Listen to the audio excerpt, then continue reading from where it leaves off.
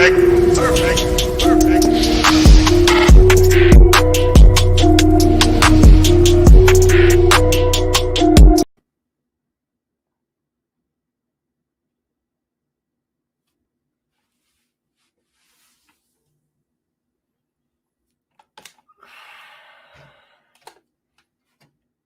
going on, everybody? Back again with another live stream. Oh my God, man. Where do I start, yo? The Philadelphia 76ers fall by a score of 127 to 121 to the Indiana Pacers in the first official game here in the bubble. The Sixers lose and now hold sixth place in the Eastern Conference all to themselves. Thankful of TJ Warren and the Indiana Pacers. We talked a lot about this game, and boy, was I wrong. Boy, was I wrong. Thinking that the Sixers, with Indiana being down two starters, thinking the Sixers would have just the decency to come out and play regular basketball. But no, it wouldn't be the Sixers, right? Without us coming back to the same old crap. Where do I start? Where? Really, tell me where. Do I talk about Ben Simmons playing like a wuss? Do I talk about Joel having to carry the team and Al Horford looking like a 70-year-old grandpa? Do I talk about nobody moving on this damn offense? Do I talk about Brett Brown? Brett. I missed you, Brett. Brett, I missed you. It would not be a classic post-game rant. And by the way, shout out to all the people up in here right now because I'm about to go off. I got some main things I want to say. You guys can fill me in on the rest. I'm so pissed off right now. And I shouldn't be like this. It is one game out of 8. But you know what? It's the way that you play. It's not the result. It's the way that you play. And the Sixers are not going anywhere playing like they did tonight. I'm so sick to my stomach right now. I'm so sick, bro. Before I get into these comments, hold up. Let's see who's up in here, man, because I'm sick, bro. I'm sick. And I'm going to tell it like it is. When my team plays trash, they play trash. The Sixers did not even deserve to be in the game. They lost to the TJ Warren-led Pacers, man. Unbelievable, bro. Unbelievable.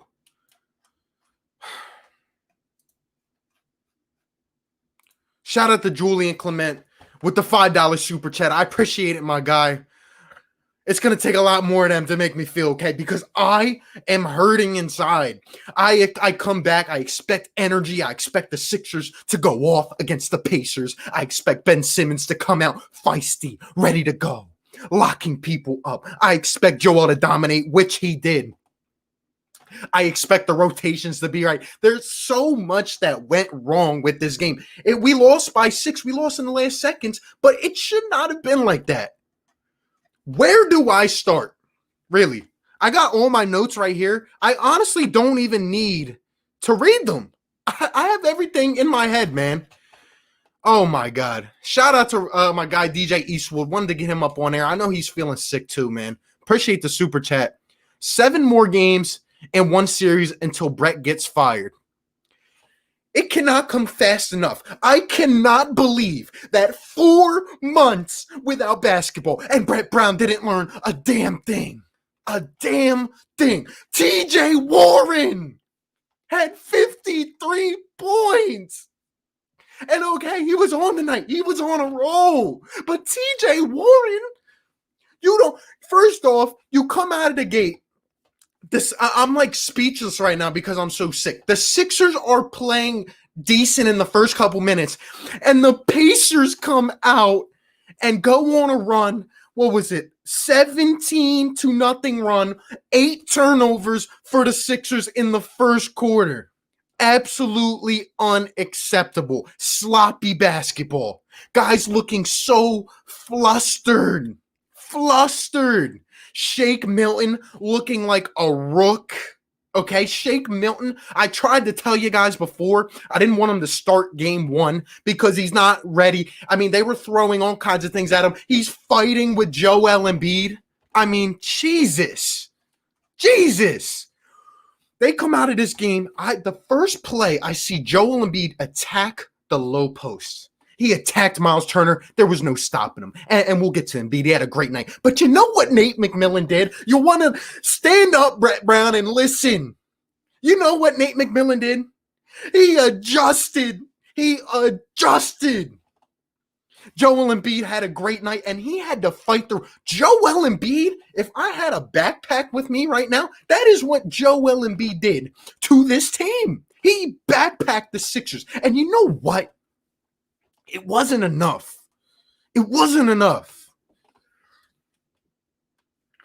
Ben Simmons comes out of the gate. He is being guarded by Aaron Holiday. And he exposes the matchup a couple times. And you know what Ben does? He reverts to the same old Ben Simmons. The one that is holding this team back from championship aspirations. You know why? Because Ben Simmons refuses to shoot. I saw multiple times.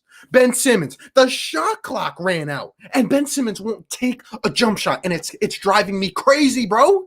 It's driving me crazy. Joel Embiid comes out of the game after 6 minutes. Furkan Korkmaz comes in at the first rotation, and he plays for the rest. I think the rest of the first quarter. Absolutely terrible. Furkan Korkmaz. A -8, 0 for 4 from the field. This is Furkan Korkmaz, who we are expecting to play valuable minutes and maybe be the most consistent shooter for the Sixers. This is that Furkan Korkmaz. Terrible. Oh my gosh, man. I mean, this is unbelievable. TJ Warren started off 6 for 6 from the field. 14 points, 19 in the first. And he was going off. And you know what we do? Nothing. Letting him have space, letting him shoot, letting him do what he wants. TJ Warren. I mean, no Sabonis, no Brogdon. Oladipo was cold for most of this game. And TJ Warren. Unbelievable. Shout out to Jack Adams. He told me before the game, man. Jesus, bro. Unbelievable. Shout out to all 85 people up in here. I'm going to get to some of these comments, but I got to rant a little bit. You guys know where I'm going next, right? Raul Neto. If Brett Brown doesn't get knocked upside the head and fall down his steps and do something to get this man in the right mindset. Raul Neto is playing meaningful minutes, and he's getting torched. He was a plus 19, I think, but it doesn't matter, bro. Shout out to Robert Dredden with the $10 donation, man. I appreciate it a lot, my guy. What's up, Philly Take? Who the heck is TJ Warren? Milton needs to stick to making board games. Brett Brown needs to go. We won't get to Shake. We won't get to Brett Brown. Raul Neto.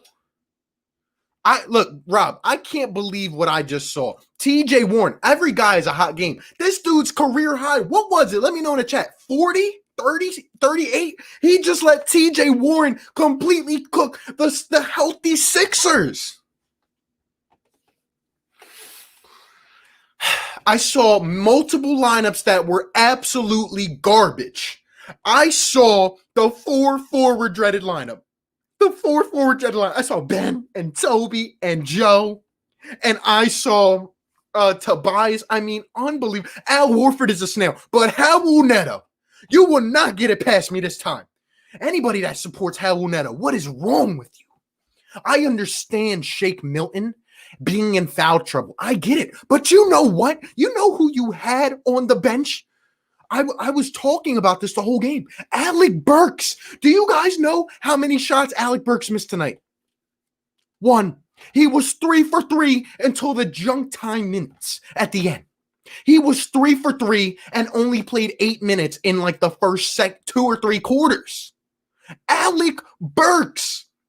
Isn't he supposed to be a guy who can play off the pick and roll? Another thing, no pick and roll. The offense looks completely bamboozled. Shake Milton didn't shoot a shot, I don't think, in the first half. What is going on, Brett? What is your identity of this team? And Ben Simmons was attacking from the high post to begin with. He was. But you know what happened? You know what happened, Brett? Nate McMillan makes adjustments. Take note, Brett.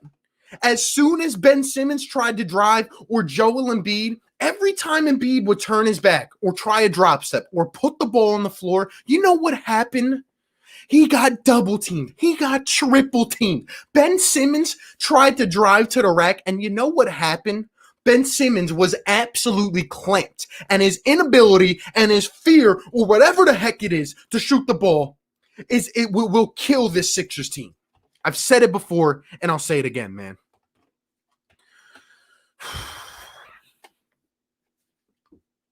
The Sixers got out of the first half, and they were lucky to be down by, I think, 6 at the end of the first half. They were shooting almost 49% from the field, over 41% from 3, and Indiana was shooting much less. You don't be fooled, okay? The Indiana Pacers were not playing that good of a game. It's just TJ Warren completely carried them. They completely carried them. You know what I'm pissed off about? It's not even that we lost, bro. It's that Raul Neto. How many minutes did Raul Neto play? And don't give me the crap that he's a plus 14. I don't care. All right? In crunch time, in big minutes, Raul Neto is getting toasted. 21 minutes for Raul Neto. 12 minutes for Alec Burks. 12 minutes for Matisse Thybulle. How do you explain that, Brett? I don't want to hear any of these excuses anymore. I don't.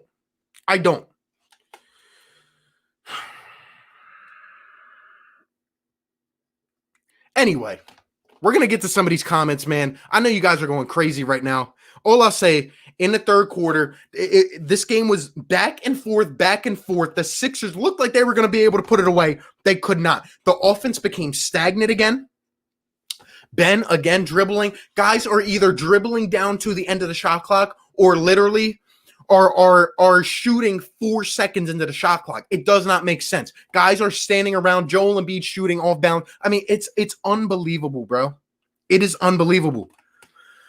Sixers or the Pacers were 1 for 11 to start the third quarter. That is not a calling to put them away. That is not a calling to put them away. Are you kidding me? Unbelievable. Philly Notion, appreciate the super chat. Salute to the GOAT RB for representing the garbage squad. Brooklyn got a better chance at winning the chip this year. Fire the coach. I appreciate the super chat, my guy. I'm completely sick to my stomach, bro. I'm completely sick to my stomach. Al Horford, okay? Let me tell you, not only is he snails, but he sucks. He sucks. Al Horford. There was one point in this game, Joel Embiid was a plus 25, and Al Horford, I think, was a minus 26, bro. I mean, I'm sick, bro. I'm literally sick. Look, Al Horford was a minus 26. A minus 26. And he played well on the offensive side of the ball. He contributed his 10 points. He sucks on defense. The guy can't move his legs. Robert Dredden, appreciate the super chat. If the dang virus doesn't kill me, Brett Brown will make sure to get the job done. I'm feeling the exact same way. I mean, I can't take this anymore. I can't take this team. TJ McConnell. Did we forget TJ McConnell? Stealing a ball off an inbound. Ripping a rebound out of Joel Embiid's hands. Doesn't it seem familiar? TJ McConnell. Let me try to put my name, it's on the tip of my tongue. Where did he come from? Oh, yeah. He plays hard. He plays hard. Take note, Sixers. The Sixers played lazy today. They were not engaged for most of the game. There were spurts in which they picked up. But overall, there was nothing to this offense. Nothing. No pick and rolls. No guys moving. It was like Tobias shooting off 1 foot. Joel trying to attack through 4 men to get to the line. We got to the line tonight because Joel had to go up against 4 people at a time.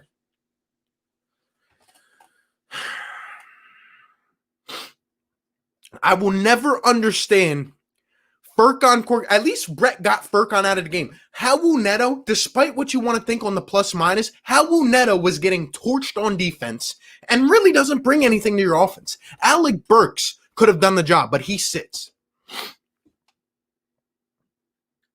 Ben Simmons getting swarmed. Joel Embiid getting swarmed. Joel Embiid literally went to the locker room in the fourth quarter. You know why? Not because he had to take a crap, because the Sixers were playing like crap. That's why I think. And with 5 minutes to go in this game, I don't know the score, okay? But what I do know is Raul Neto was in the game and got torched out of a timeout 2 possessions in a row. 2 possessions in a row. And Matisse Thybulle, who played 12 minutes, sits on the bench. Alec Burks sits on the bench, and we watch it get toasted. We even bring it back to a 3-point game. We bring it back to a 3-point game. And you know what happens? Ben Simmons actually plays good defense. You know why TJ Warren was getting open? Because Ben was, if you watch the Pacers, they're setting multiple screens getting Ben switched, putting a guy like Al Horford or Tobias on TJ Warren. And you know what? Ben Simmons played good defense that last possession. But you know what? TJ Warren just had it, and the Sixers just let him keep going. 53 points for TJ Warren. I cannot believe it. I can't believe it. I can't believe it. Rick Bennett, appreciate the super chat. This reminds me of the Who song, Won't Get Fooled Again. Well, I got fooled, all right, because I thought we would see a different Sixers. And there's just a few things that are holding this team back, and I've reiterated them on many occasions, and I can't take it anymore. Appreciate the super chat, Rick Bennett. 110 people up in here.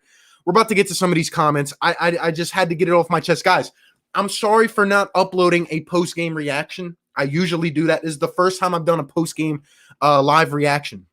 But I had to get it off my chest. I can't go through the whole editing process. I can't go and sit in front of my computer and talk about this team because they make me sick. They make me sick. And I know all 110 of you guys must feel the same way. Let's get to some of these comments. And I'm sorry if I skip your comment because they're going absolutely nuts in here. If I miss your comment, either throw a super chat or say it again, and I'll get to it. I'm gonna try to get to all these. I mean, holy crap, bro! I can't take this. I can't take this. Hold up, I gotta say one more thing. Joel Embiid. Remember what I said, guys, yesterday and the day before and the day before and the day before. Joel Embiid is everything to the Sixers. If Joel Embiid does not play a game or does not play in the playoffs, the Philadelphia 76ers will not go anywhere. I will just put that out there. Let's get some of your guys' thoughts up in here. Brett Brown has no system. You can clearly see it out on the floor. No system at all.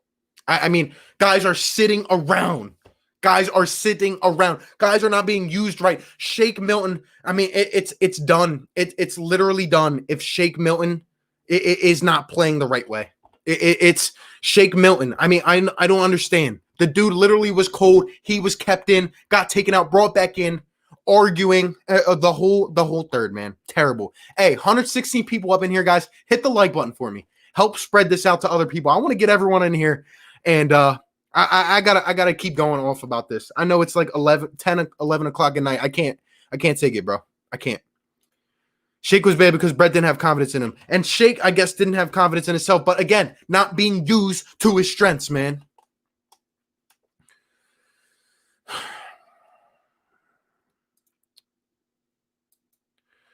Brett must go. Brett is unbelievable. I mean, I'm sick, bro. Warren Killjaw. TJ Warren. And I understand he was a first-round pick. I understand he's improved. He's averaging like 17, 18 a game. But the dude ain't averaging 30, 40 a game, all right? He's not averaging that much.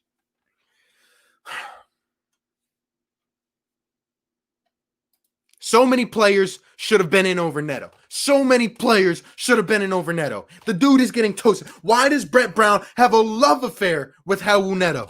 Over 20 minutes for Raul Neto.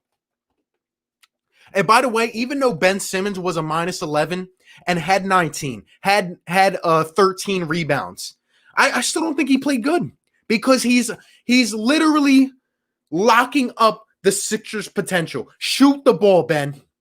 And it's not all his fault. But when they know he's not going to shoot, they did you see the wall they were bringing together? Like 4 guys just coming together on Ben.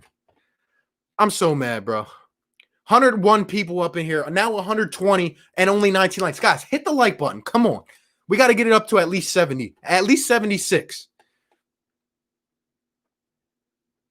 Why is everyone so down on the Pacers like they're an awful team? No, they had 2 starters out. Don't give me that.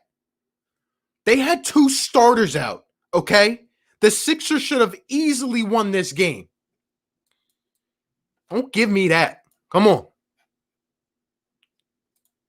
Appreciate the super chat, Robert.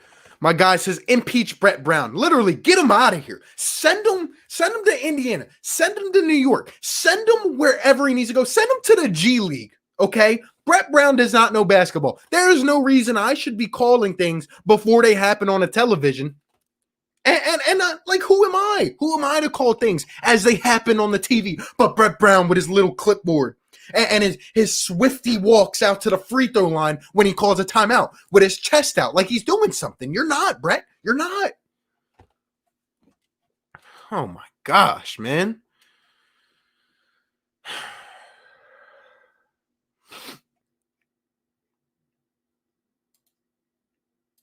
Literally put Embiid on a perimeter is the game plan. Literally is the game plan. And shoot 2 seconds into the shot clock. Unbelievable. 1 like equals 1 calmness. There's no calm coming up in here. Well, I'm giving you guys my raw reaction. There's no recording process, time to cool down, none of it. I'm on here and I'm mad. I'm pissed off. Christ, bro.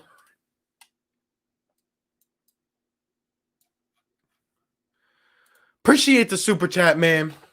Philly Talk Podcast up in here. Appreciate the super chat. Tag me in, bro. Send them my phone if you want. Hey, I might as well get some people up on here to talk because I feel like I've covered my points thoroughly. You guys can let me know what I missed. I need to know if I'm seeing the same things that other people are seeing. Am I blind? Like, am I losing it? Or am I just seeing a stagnant offense? I don't even know how we put up 120 points. I don't. We shot 36% from 3. We were shooting like 43. We shot 50% from the field. How? Our offense is terrible. There's no identity. Philly Talk Podcast. Appreciate the super chat. I'm going to try to get you up in here, my guy. Let me just read some of these comments real quick. Jesus Christ, bro. I'm sorry, guys. I'm trying to hit all these comments here. They're going very fast. Shout out to everyone. 125 people up in the chat. Let me get a like count up here. How many likes do we have? TJ Warren is underrated, but he's talented. I'm not denying that he's talented, but he's not 53 points a game. There's no way, bro. No way. Way too many turnovers. Warren getting 53. Unbelievable, bro. Can they fire Brett like yesterday? Can Ben Simmons please be more aggressive? Come on with this. Unbelievable, bro. Hold up. Let me get someone up in here, bro, because I feel like I'm going nuts right now. I feel like I'm going crazy, bro. And Christ, bro.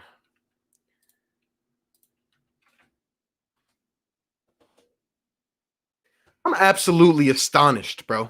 I'm absolutely astonished. The problem is Brett Brown. The problem is Brett Brown, all right? These guys don't believe. They don't know what the heck they're doing, bro. I'm literally sweating, bro. I'm sweating. Like, I should not be sweating at this time of night, bro. Nice.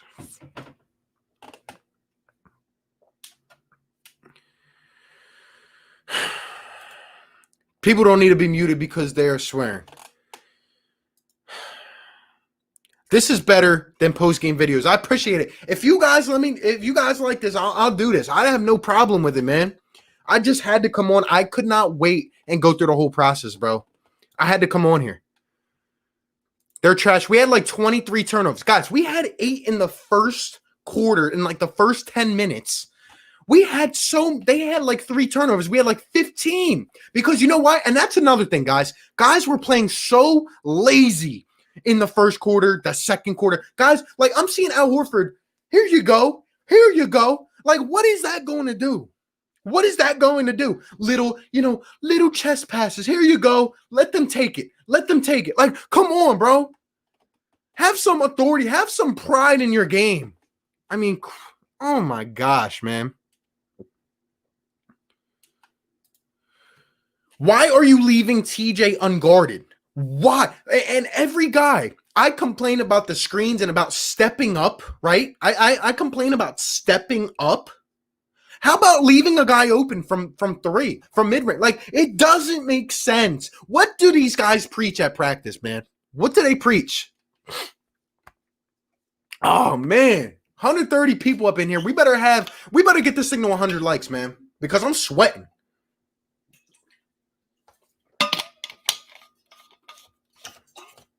I'm absolutely sick to my stomach. And this is game one. Is this what I'm in for? Oh my gosh, bro. My guy said I can't go through the editing. I can't go through the editing process tonight, bro.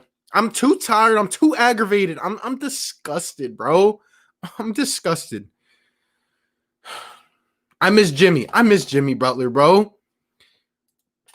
Do you know why Shake was talking to Embiid? Because my best guess is that Embiid, I know Embiid said something to him, but he's probably fed up with the fact that Shake Milton can't even get a damn screen. He can't get a screen so that he can drive and shoot the ball. How many? I didn't even notice this, guys. This is my first reaction. I can't even believe this. Shake Milton had one shot. Shake Milton had one shot. Are you kidding me? This is our compliment to Ben Simmons. This is our starting point guard. One shot. One.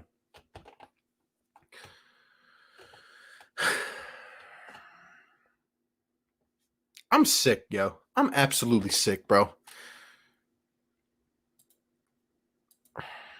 Brett Brown is an undercover boss for the Celtics. Changed my mind. And I'm glad, Ronald. What's going on, Ronald? I'm glad that you bring up the Celtics. You know why, guys? Because I'm right.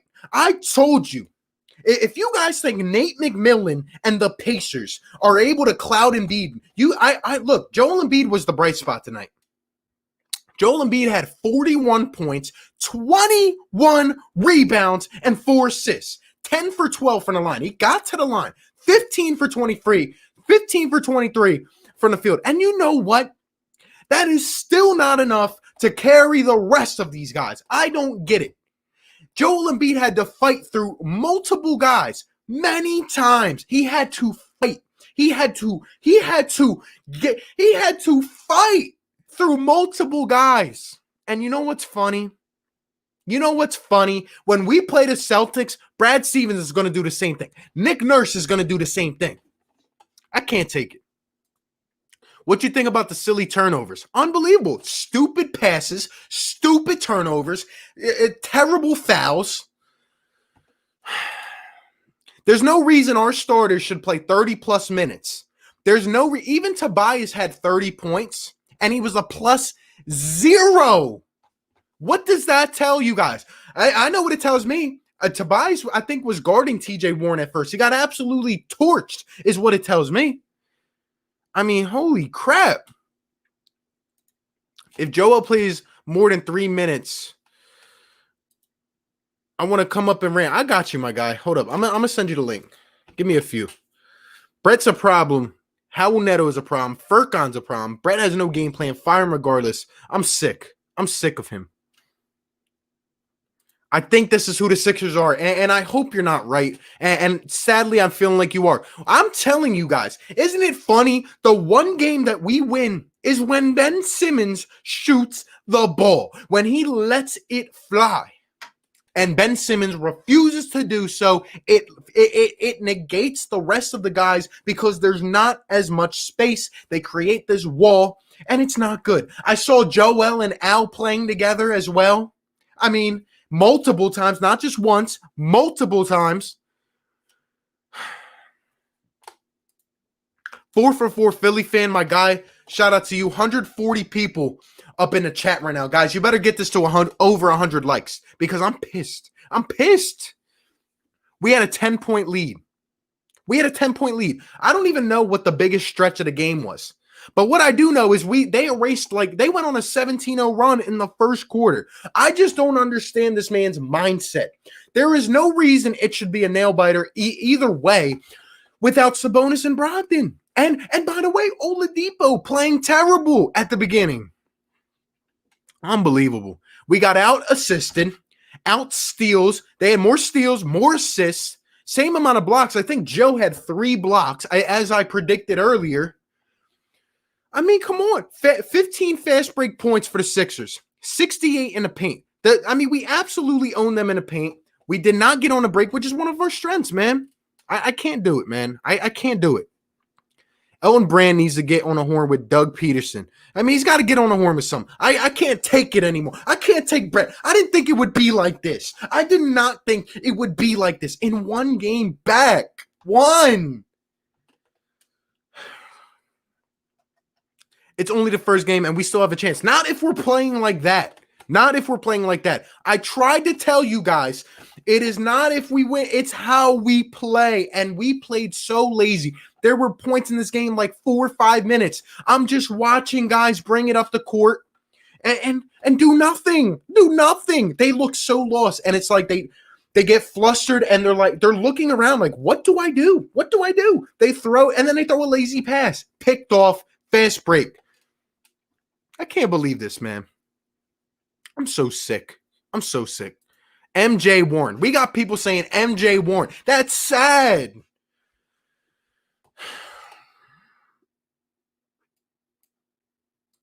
I'm sick, bro. I'm literally sick. I'm going to try to get to all these comments.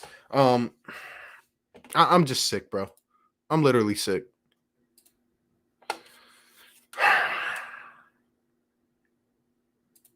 I feel bad for the Sixers. The bench was playing like trash. But I don't think you can say that because the right guys were not in. Can someone please put an explanation in the chat? Why was Alec Burks not playing?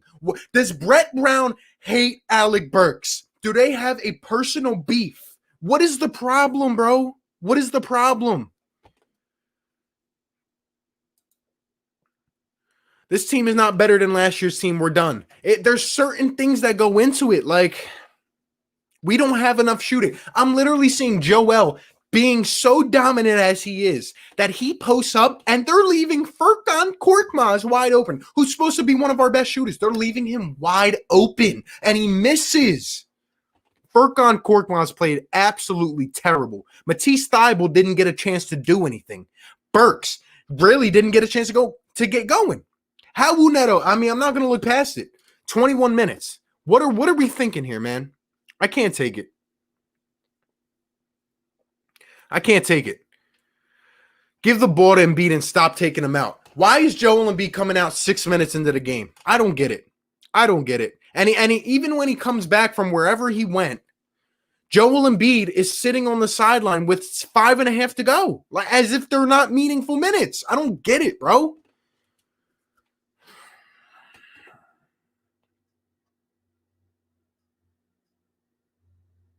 If Embiid didn't play, it would have been a blowout, my guy. And that's sad. That is literally sad. Because you know why? Think about, like, Oladipo. How many points did Oladipo have?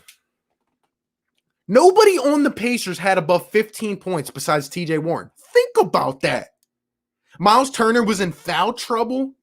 All right, the Holiday brothers were okay, but Oladipo only had 15. Shot 6 for 14 from the field. Their two of their starters were out. Their star shot terrible, and they still win. It's unbelievable, bro. It's literally sick, my guy. It's sick. I'm just sick right now.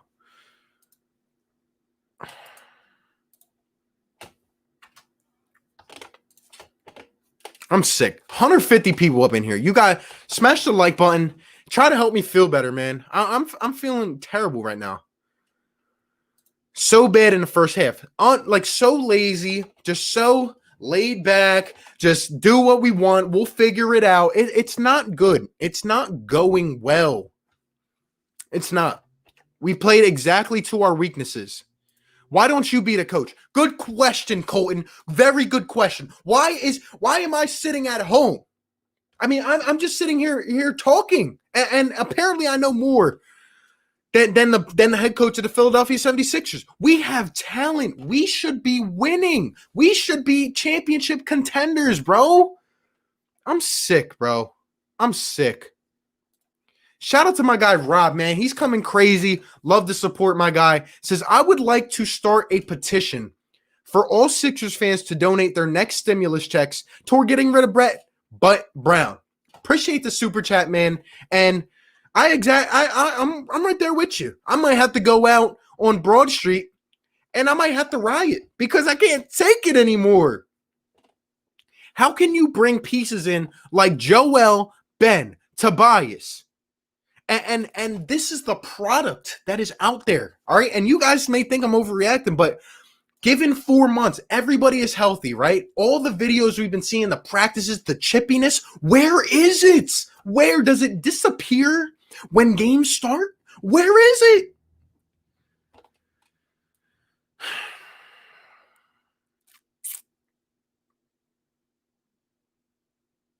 I'm going to try to hit all these comments. I appreciate all the love up in here. Appreciate you, Robert, for the super chat, man. Means a lot. I'm going to just bet against the Sixers from now. Might as well rack up some cash among all this misery. It's crazy, bro.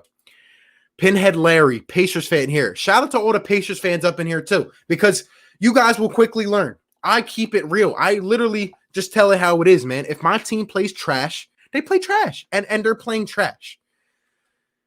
I got my guy coming up in here, man, from the Spotlight Sports Network, Darian. Let's get him up in here. Let's get some other takes on this as well. I'll keep reading these comments. What's going on, man? What's going on, man? I'm just reading these comments, and I'm absolutely sick to my stomach. You can take it for the next couple minutes, my guy. And to your stomach, I am completely pissed off. I did the live play-by-play and reactions of this goddamn game. We had our ups, we had our downs, but what the hell? TJ freaking Warren, a guy that played for the Suns, that was a bunch of freaking nobody. He was a nobody there.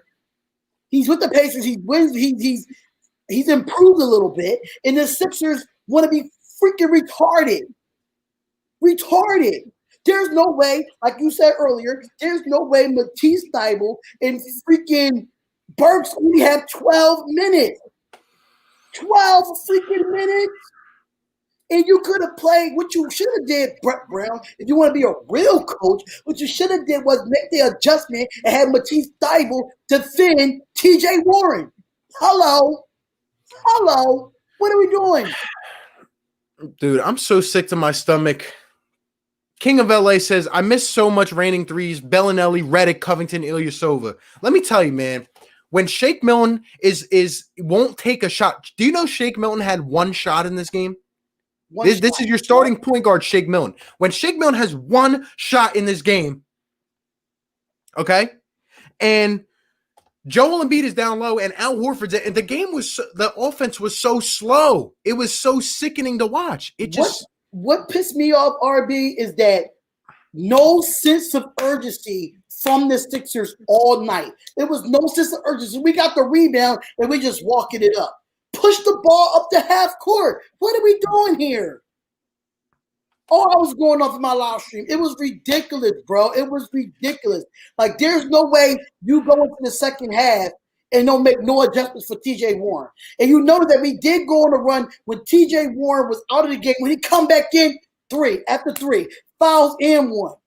Ben Simmons, was you scared to play against TJ Warren tonight? Was you scared? Ben Simmons was on TJ Warren. Initially, it was Tobias Harris who got absolutely torched. And then Brett finally gets knocked upside the head and says, okay, let me put Ben Simmons, my best defender, on TJ Warren. And you know what the Pacers do? They have a coach with a brain. Mm-hmm. They say, okay, let's set a double screen up top and get Al Horford switched on to TJ. And it's an easy J. It's sick, bro. I don't know if you noticed in that third quarter when they ran back-to-back the same plays with Aaron Holiday on Nito. Pick and roll. Went straight to the basket and dominated Nito.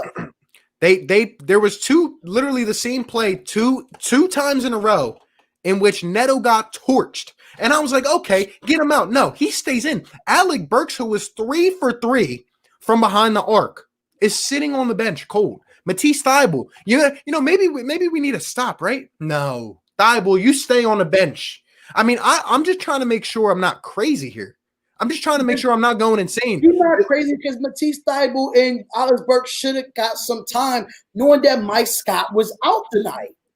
Because that's another good defender for us is Mike Scott. And he can help us out on the rebounds. But no, you don't play Thybulle or Burks at all. Knowing Burks hit some clutch shots in this game. And then the whole thing that really went downhill for me was the Embiid argument with Shake Milton on the sideline. And where was Brett Brown at as a coach? Why you don't do nothing? Why you don't address that on national television? How you not address that? And now you've seen it. If you notice, when Embiid's in the game, Shake is not in the game. When Shake in the game, Embiid's not in the game. How is that addressing it? Yeah. I don't even think they played again together for the rest of the night. Joel Embiid, I mean, it happens. Guys are going to, they're going to get frustrated sometimes. But like you said, where's the guy to step in and make sure things are right? And why is Shea? I'm still not over it yet. Like usually I have time before I record a few minutes to just kind of gather my thoughts.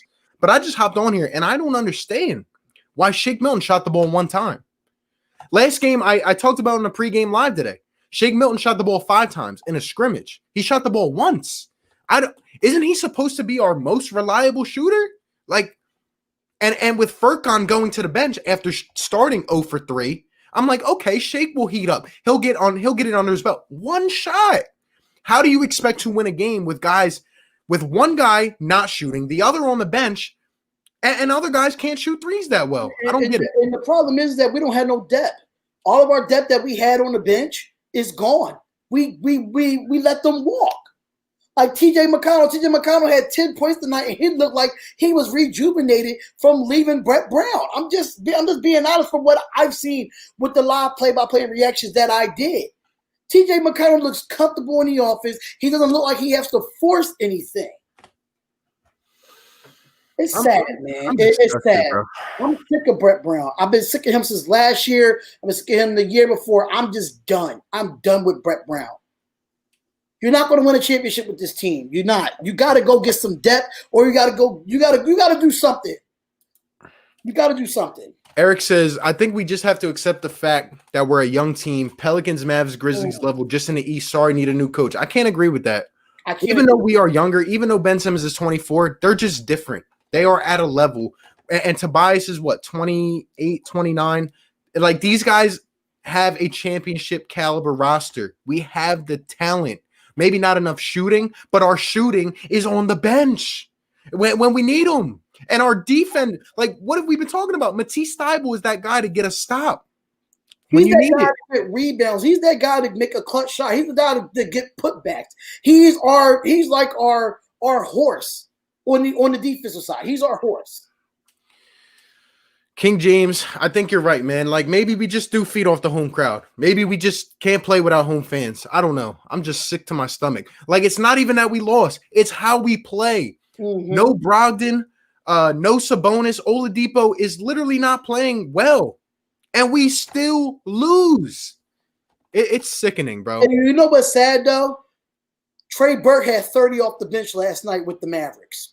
And we let him go averaging 5 points with us. It didn't even give him a chance. We needed GR3. We need a new coach is what we need. I'm tired of putting the same product out and thinking we're going to get different results. It's not going to work. Even with Al Horford coming off the bench, it still don't make no sense. We still run a stagnant offense that everybody just stands around and nobody's moving with an offensive flow. Absolutely not. I'm pissed off. I've personally been saying, if Ben Simmons shoots the 3, this is a completely different team, a completely different offense. He shoots it one game. Ben Simmons is my favorite player. He shoots it one game, and how do you not go back and shoot again? And you know what's crazy? He had no time on the shot clock. He let the shot clock run out. rather than shoot.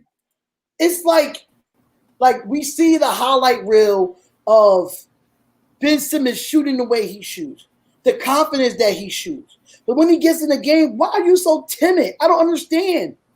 You're 6'10", 6'11", and you timid to shoot the shot, and they giving you the 3-point line. They giving you that. Take the shot.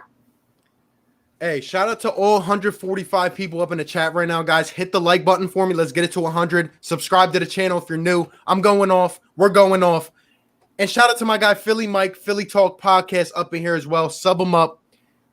Philly Mike, I mean, you've probably been watching me now for the last 30 minutes. I'm absolutely sick. I've covered, honestly, everything I saw tonight. I'm just sick. What are your instant reactions to this game? Your instant thoughts? When I talk about instant thoughts, it's disgusting for the simple fact that there was one guy that if you just stop him or slow him down, the Pacers are not the Pacers. Listen, no Brogdon. And people forget, like Brogdon, they think, oh, he's just an average player. No, he's a 40, 50, 90 guy. The bro is a 40, 50, 90 guy. That's important. Like, that's on some Middleton stuff. Next level to Giannis. Anyways, let's just talk about the game. Look, the Sixers put their points up. I'm not going to front them on an offensive performance. 121, I like it. 121 for the Sixers should be enough. The defensive end of the ball was disgusting. Listen, Brett Brown got two sick defenders who can D the wing. Where does TJ play? On the wing. Yeah, he's 6'6". He's a little bit bigger. Stop that man, you win the game. Stop that man, you win the game. No adjustments. None. I'm tired. I literally have said this in probably every reaction video all year. Did you guys notice how the first play of the game, Joel Embiid took the ball in the low post, got a quick foul on Miles Turner. The second play of the game, he takes the ball, gets a bucket on Miles Turner. You know what Nate McMillan does? Instantly, he changes up the scheme. He starts attacking Joe, sending 3 men at him. Why does it take a half for Brett Brown to take Tobias Harris off and put Ben Simmons on? Why does it take a half to do this, to do that? Like, is he not reading the game that quick? I don't get it. I don't get it. I got a quick question for you. On that last shot that TJ Warren took, why did you try to double team Aaron Holiday? Stay on TJ Warren. Correct. But listen, ain't nobody on earth thought that TJ was gonna be that. Listen, the dude dropped 50. I understand he feeling it, but he ain't no 40-footer. Like, you know what I'm saying? That was wild. But still, at the end of the day, that shit should have been shut down. 29 points at halftime. 29 points at halftime. You need to do this, Brett Brown. If the one adjustment that was pointing, like actually poking you in the face, you should have did it. Come on. Listen. All right. At the end of the day, when we played the Raptors in the finals last year, Ben Simmons spent a lot of time on Kawhi Leonard, right? I'm not saying TJ Ward is Kawhi Leonard, but tonight, after 29 in the first, we go in halftime. 29 points in the first. All I'm saying at halftime is somebody shut him down. Ben Simmons like, I'm right here. He was like, nah, you just do it. What? Ben Simmons against TJ Warren, 1-on-1, 6'6" versus 6'10". It's a big difference. And yes, you want Ben Simmons to float around, but not really. If a guy's dropping 29.5, stop him. That's all I need to do. I don't know. But at the end of the day, sorry for this. I'm in my living room because, like I said, I don't got a post game. I don't got nothing.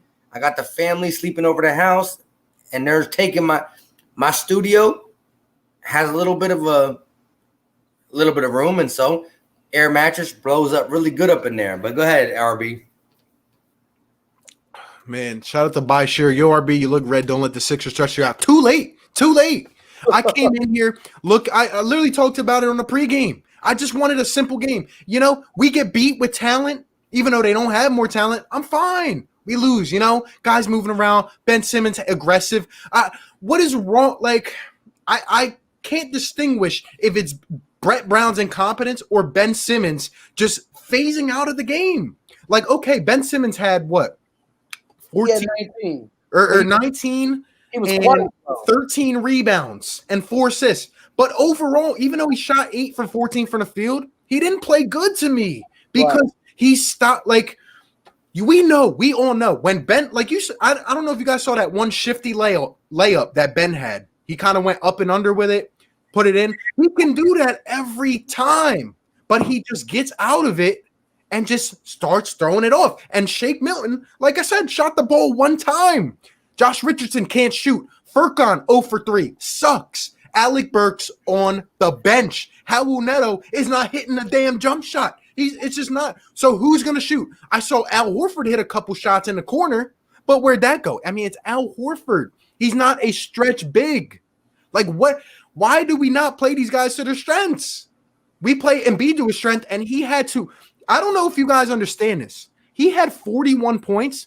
The way he had to muscle through multiple defenders, the guy deserved to have a 60-point game.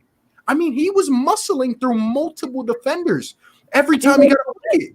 Every time. He wanted to win. To win compared to everybody else. I'm just being completely honest. There's no way for Benjamin to be 6'10", 6'11", and you're not driving to the basket on a smaller Oladipo or an Aaron Holiday. There's no way.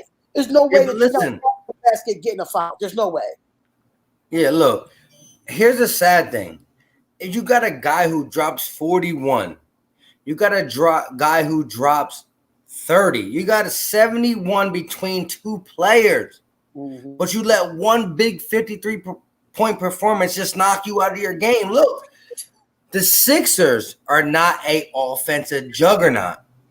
But we honestly look like it tonight. Like, what RB say? We shot from 3-point percentage?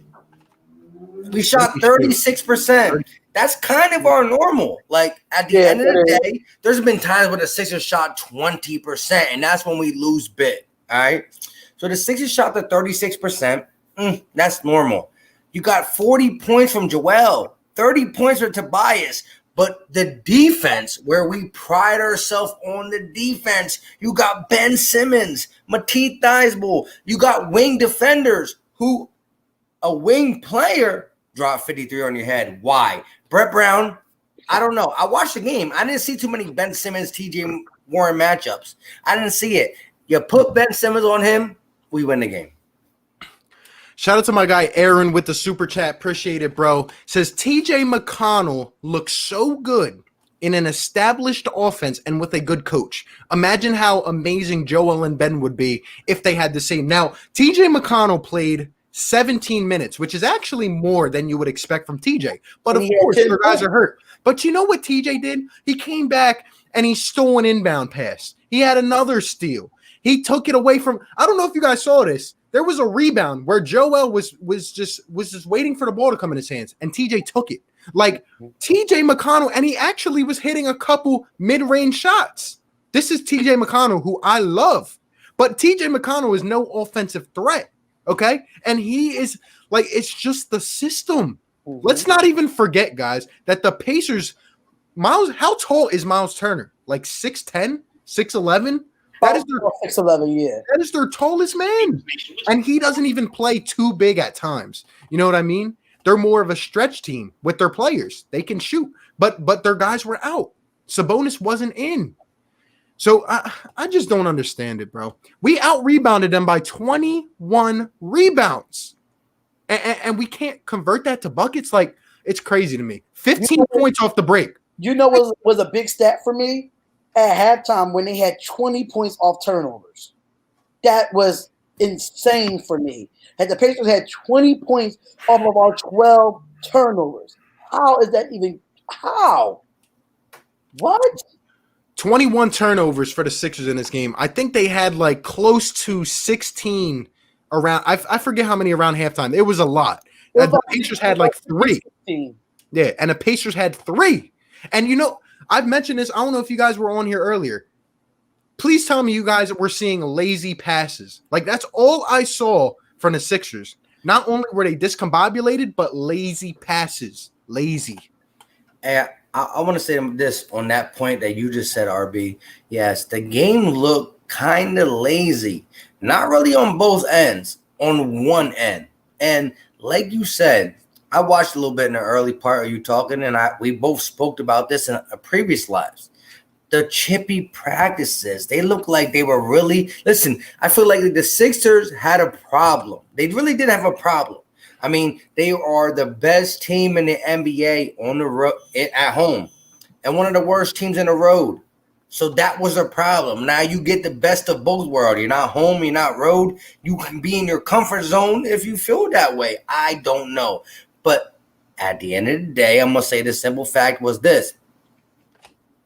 That practice that they were doing in Orlando with the scruffy hair and the chippy playing, and that wasn't there. Memphis, first half, wasn't there. None of that stuff we saw wasn't there. But still, we were able to hang around with the Pacers. Again, it's a Pacer team without Sabonis, without Brogdon. Again, people sleep on Brogdon. That boy's a 40, 50, 90 guy. Like, he's in that club for a reason. Anyways,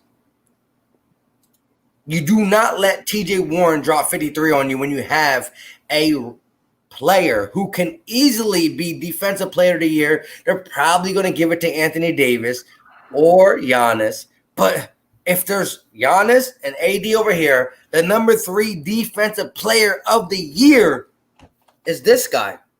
You know what I mean? So listen, halftime, do score 29.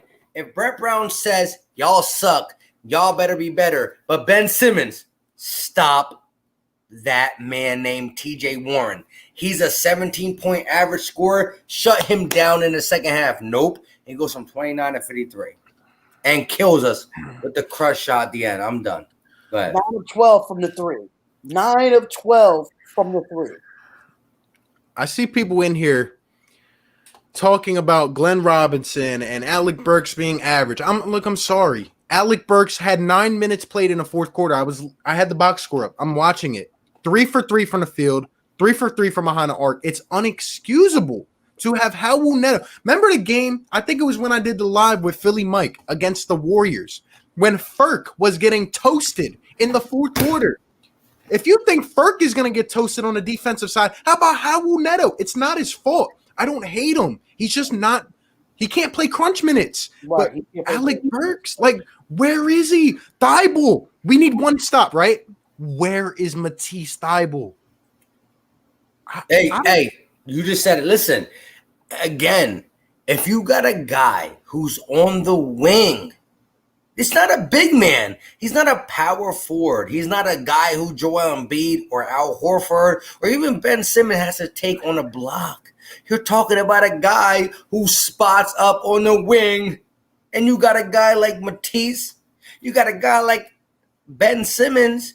Even throw Josh Richardson on him full time. Send somebody on this guy for full time. Listen, he's been getting – I watched. He got mixed max coverage. And he kept just beating people. Anybody switch up? I'll pull up. The boy's shot was dirty. Now, he will not do this again. He'll never shoot 9 for 12 in his life. The dude dropped the career high on the Sixers. But I'm sick and tired of people dropping career highs on us. We're supposed to be a defensive team. Where's it at? Guys, I got multiple things to say. Number one, I agree with you, Philly Mike. But at the end of the day, like, it's only a Philly thing to have TJ Warren go for 50 plus. Come on, TJ Warren should not go for plus 50 points. It's you won't do that next game. I'll tell you that much. It's disgusting. Number two, I was highly critical of Brett Brown for his rotations. I said if a guy like Furkan starts out slow, you take him off, and that's what he did. But you can't. How are you going to take Furk off and keep him out for 2 quarters, but have Alec Burks off the floor and have Howell Neto in and have Thibault? Like, it doesn't work. And Ben Simmons won't shoot. Horford is not consistent. Joel, we need him inside. Tobias, I mean, he's here and there. Tobias had a quiet 30, but I just don't get it. Furkan, then he brings him back in to do the same thing. And it's like, I don't know. I'm just like, the rotations were just terrible. They were, and again, guys, I'm sorry. I got to keep bringing it up. Shake Milton went 0 for 1. 0 for 1. If you're that should be not allowed. Your starting point guard, the guy who is, guys, who have we talked about who could be our top shooters on this team? Furkan and Shake. There's no reason why a coach don't get in his ear and say, bro, you shot one shot, it's halftime. You better shoot more in the second half. Simple. You know what I think happened though? Once I feel like Shake got out the game. I know he was in foul trouble, but with that argument on the sideline with Embiid, changed his whole persona of that game. You can see it in his body language. His body language is not like he didn't want to play. He didn't want to play. And then when Brett Brown did about that argument, come on, man. Dude, like, he literally out of it. He literally, like, they showed him multiple times on a bench just smiling, like as if he was just like, oh, my job's done. You know, I'm out of the game. I'm in foul trouble. Like, really? Like, I don't know. Yeah, how does he go 0 for 1? Last game I was pissed off. Today in the pregame, I was ecstatic. I said, how does Shake Milton shoot 5 shots? This is your starting point guard and our main shooter. He shot 1 time. He played. You also got to understand that Shake Milton is a guy who was on the so-called, if you were talking about other teams, the practice squad, or he wasn't there. The guy got brought up. I mean, he played on the Sixers. He was a bench player. Now turned to a kind of starting role. He got a lot on his table, but again, a guy like that is easily persuaded both ways, from the good to the bad. But we need Joel Embiid. That Joel Embiid mouth, I love it. I love the flying. I love all Joel Embiid's antics. But you got to get a guy like Shake on your squad, not diminish him. You know what I'm saying? You can't diminish him. The boy is a guy who can shoot 5 3 points, 7 3 points, make 5 of them. But he can also go 1 for, that's it, because he gets ghosts. Because, again, he's in the big boy league, and there's somebody like Joel Embiid yells at him. Again, we don't need no Charmin. We don't need no tissues. We are grown men. It said, but it was like it was bleeped out on the national television. That's when it was like both of their mouths was bleeped out on national television. For me, knowing that I am a basketball coach outside of all of this, I would have pulled my players to the side. We got to get this together. You showing like Embiid, I understand Embiid, you're a leader. And you had some words, but Shake's not going to back down either. Look, but you got to get to a point where the coach got to come in and get them to a common ground and get them into some chemistry. There's no chemistry right now. It's not. I got multiple questions. First, I want to say 140 people still rocking up in here, guys. Hit the like button. Hit the subscribe. Shout out to everyone. I'm enjoying this first post-game live. I had to come on here. I mean, this is crazy to me, though. Like, this is literally how I feel about a lot of these games. To your point about Shake Milton, I was actually one who did not convert as quick as other people to say he should start, because I understand he's young, he's inexperienced, he's going to get a lot of things thrown at him, and he might not be able to handle it. But here's question. But who else? No. I understand it. And then I came to the sorts, and I said, you know what? You're right. Shake's got to start. But here's my thing. He's young. He's inexperienced. So, of course, he's going to get rattled by some of these things that a professional coach is going to throw at him. He was uncomfortable. But that is where it's Brett Brown's job to step in and say, give him some tips, some pointers. You know what I mean? Call something. Get the guy a shot. Get him open. It's like our guys are lost and they're seeking help. And it's nowhere to be found. Let me ask you this, RB. Look, so halftime, the game was still close. Luckily. What is if you are the coach? I know what I would say, but what is your big speech at halftime? What are you saying, and who are you really talking about? It's very easy to me. It's literally very easy. It's like 2 or 3 things. One, we are going to put much pressure on TJ Warren. We are going to choke him out and not let him get comfortable. And if you guys noticed coming out of the half, he actually was not hitting. He had shots, but he was not hitting. And kind of in addition to that, why are we letting people shoot with 5 feet of space? We are letting them shoot. It's not going to work. The number 2 thing I would say is, well, shooters, you got to step it the hell up. Joel Embiid is taking on 3 defenders at a time. Ben Simmons, if you got a chance to shoot, well, why? Ben Simmons let the shot clock run out before he shoot. I don't do that. I don't. You came out the first game and looked so confident. You've been seeing all these videos in practice. What is going on with your mindset, buddy? Practice? What is We're talking about practice? Practice? We're talking about practice. And number 3, I would just say, you guys got to be tougher, man. You can't just sit around and play lazy, because that's what you're going to get. That's what you're going to get out of it. You got to get on your horse, go up and get a board, play like you want it. This team is built to be like a defensive team. This team is built to be a lot of different things, but the things that we built the team to be, I'm not seeing. Look, at the end of the day, if you wanted to criticize Ben Simmons for not shooting, go ahead and do it. I'm on that boat as well. But this team can be successful without him shooting, especially bringing Al Horford on the bench, getting Ben Simmons there, who is a better finisher. Bringing a guy like Shake, who is a shooter, as long as he's not scared within his realm. You got Tobias, you got Josh Richardson, you got Shake. You got no A+ shooters, but you got a lot of C+, B+ shooters around. 2 guys who can finish at the rim. Can I put this out there that Josh Richardson played like 30-something minutes and had like 4 points? Correct. Josh Richardson is being ghost. He's been ghost since he came back from injury before the pandemic.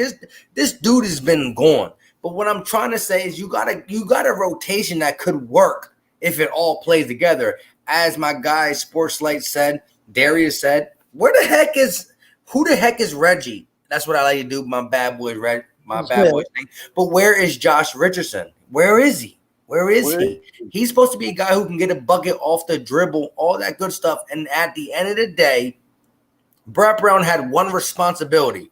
He saw TJ Warren going off. You got 2 defenders, one guy who made the all-defensive NBA team, if I'm not mistaken. Did he make it?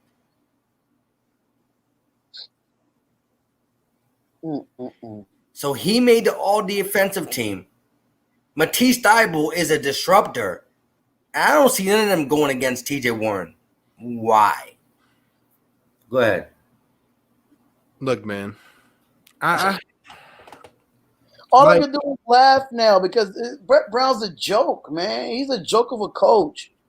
It's a joke of a coach. I'm tired. I'm sick and tired. Like I said, guys don't play to their strengths. And I said this earlier. The team will go as far as Joel Embiid takes them. Yep.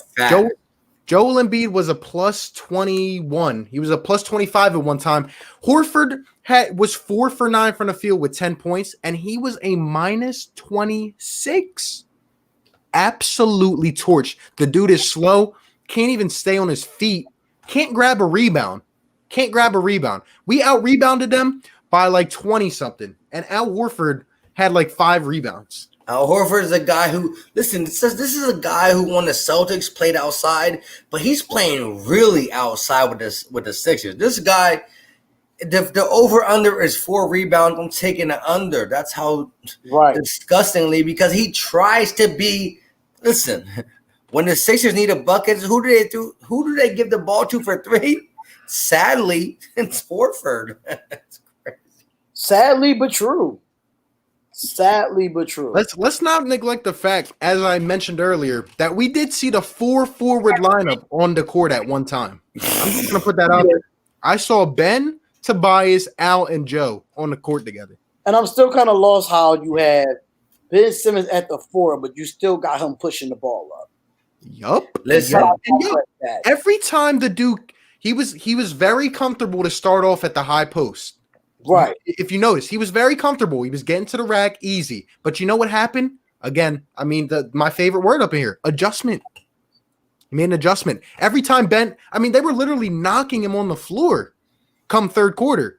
And there was nothing, since he won't shoot, there's nothing else he could do. And no one could knock a shot down.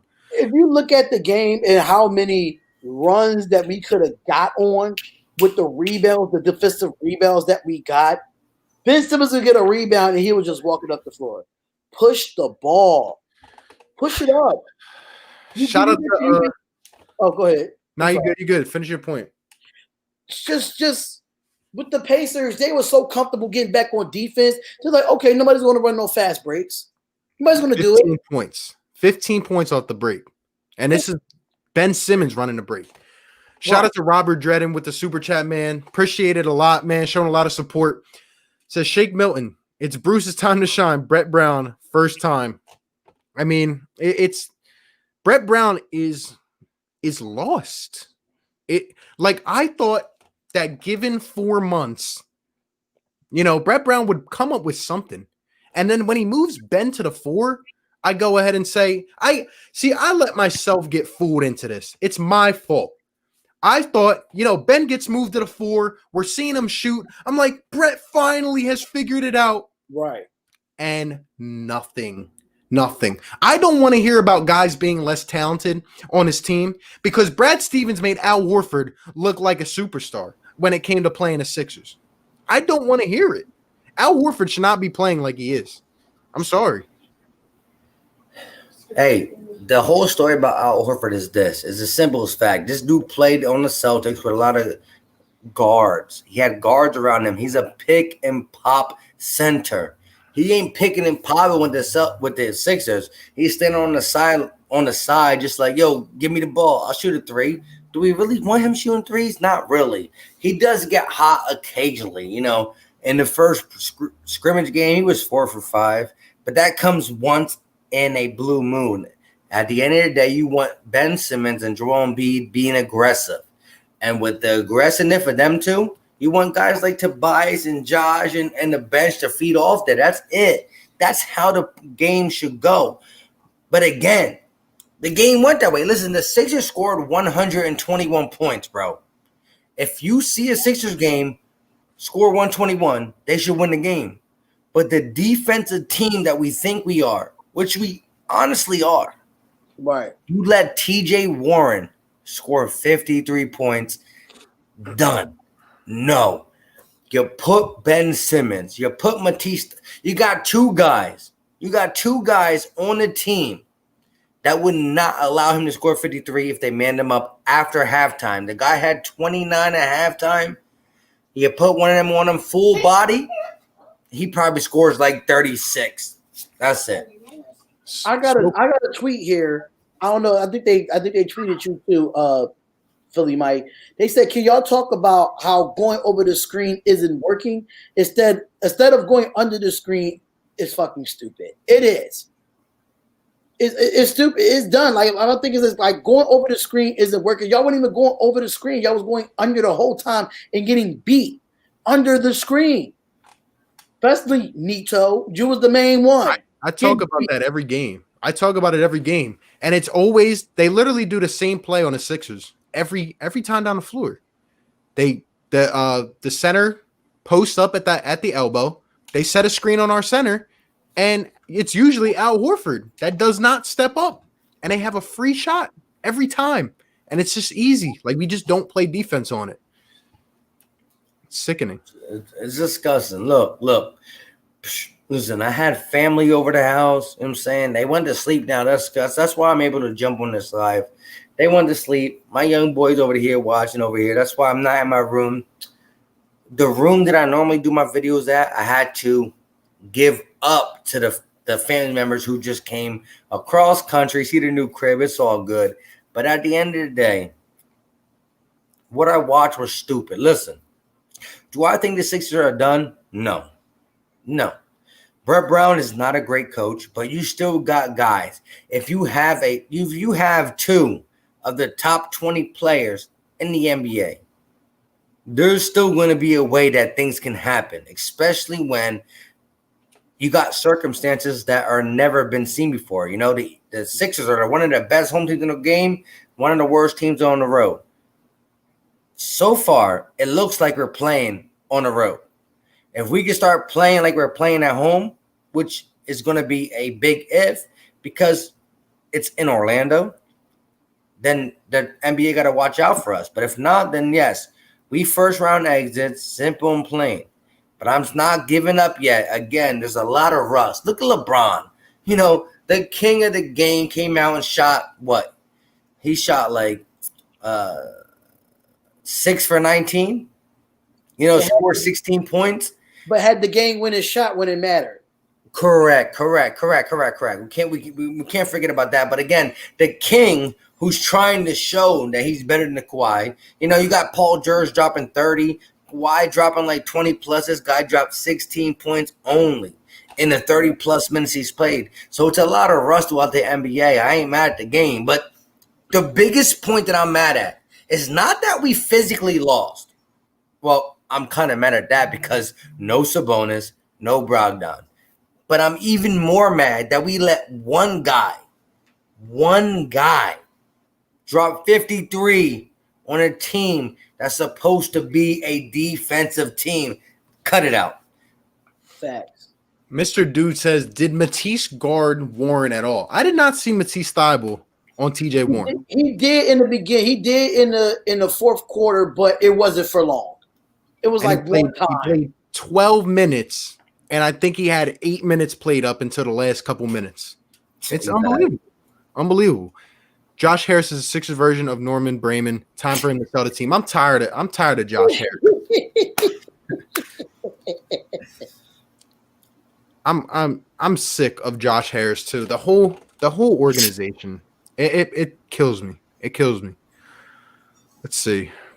He's got this weird thing for Raul Neto. I don't know what it is that the dude does. I don't understand it. Bro, guys like TJ McCollum, who I know you're a big fan of, and hey, RB, a lot of people say get him out of here, and I'm more on your side when it comes to that's a scrappy guy that you want in the second man rotation. But a guy like Raul Neto, cut it out. Cut it out. Look, man, TJ was fine for me playing 8 to 10 minutes a night, but he'll you know what I mean? If you need a stop, if you need a change in complexion, TJ is going to come in and get a crazy steal off an inbound. He's going to run an offensive flow with TJ McConnell because you know he's not a scorer, but he could definitely push the ball up. Yeah. And even with the way the Sixers played, TJ would always play hard. We saw it firsthand tonight. Yeah.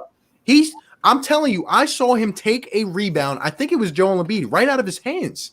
Like just pluck, come back on a inbound pluck. It's sickening, bro. TJ is a scrappy player who I agree with you. That's Philly. It's crazy. Tobias took too many shots. I mean, Tobias was hitting. Like it wasn't too bad. It wasn't too bad for Tobias. I think his selection was pretty good tonight. He didn't. Let me just say this: if you were saying Tobias took too many shots and that's why we lost, maybe he shouldn't have took that many shots.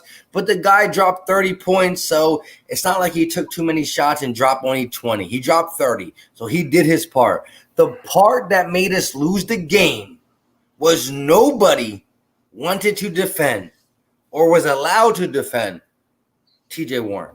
Disgusting. Wanted no smoke with TJ Warren at all. They didn't want no smoke with him.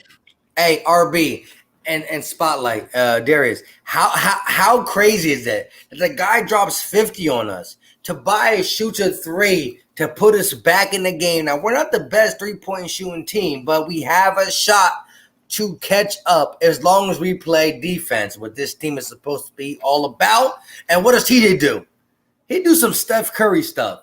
Long distance. Bang. And you know what's crazy? I knew it was going in. Every time the ball came off his hands, I knew it was going in.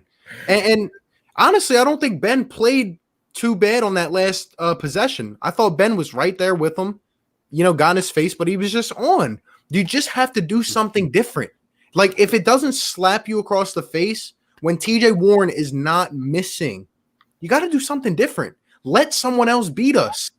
Why? Why do you like? This isn't Kevin Durant. This isn't LeBron. This is T.J. Warren. You really think it's that hard to negate him? And I'm not no disrespect at all, but come on now.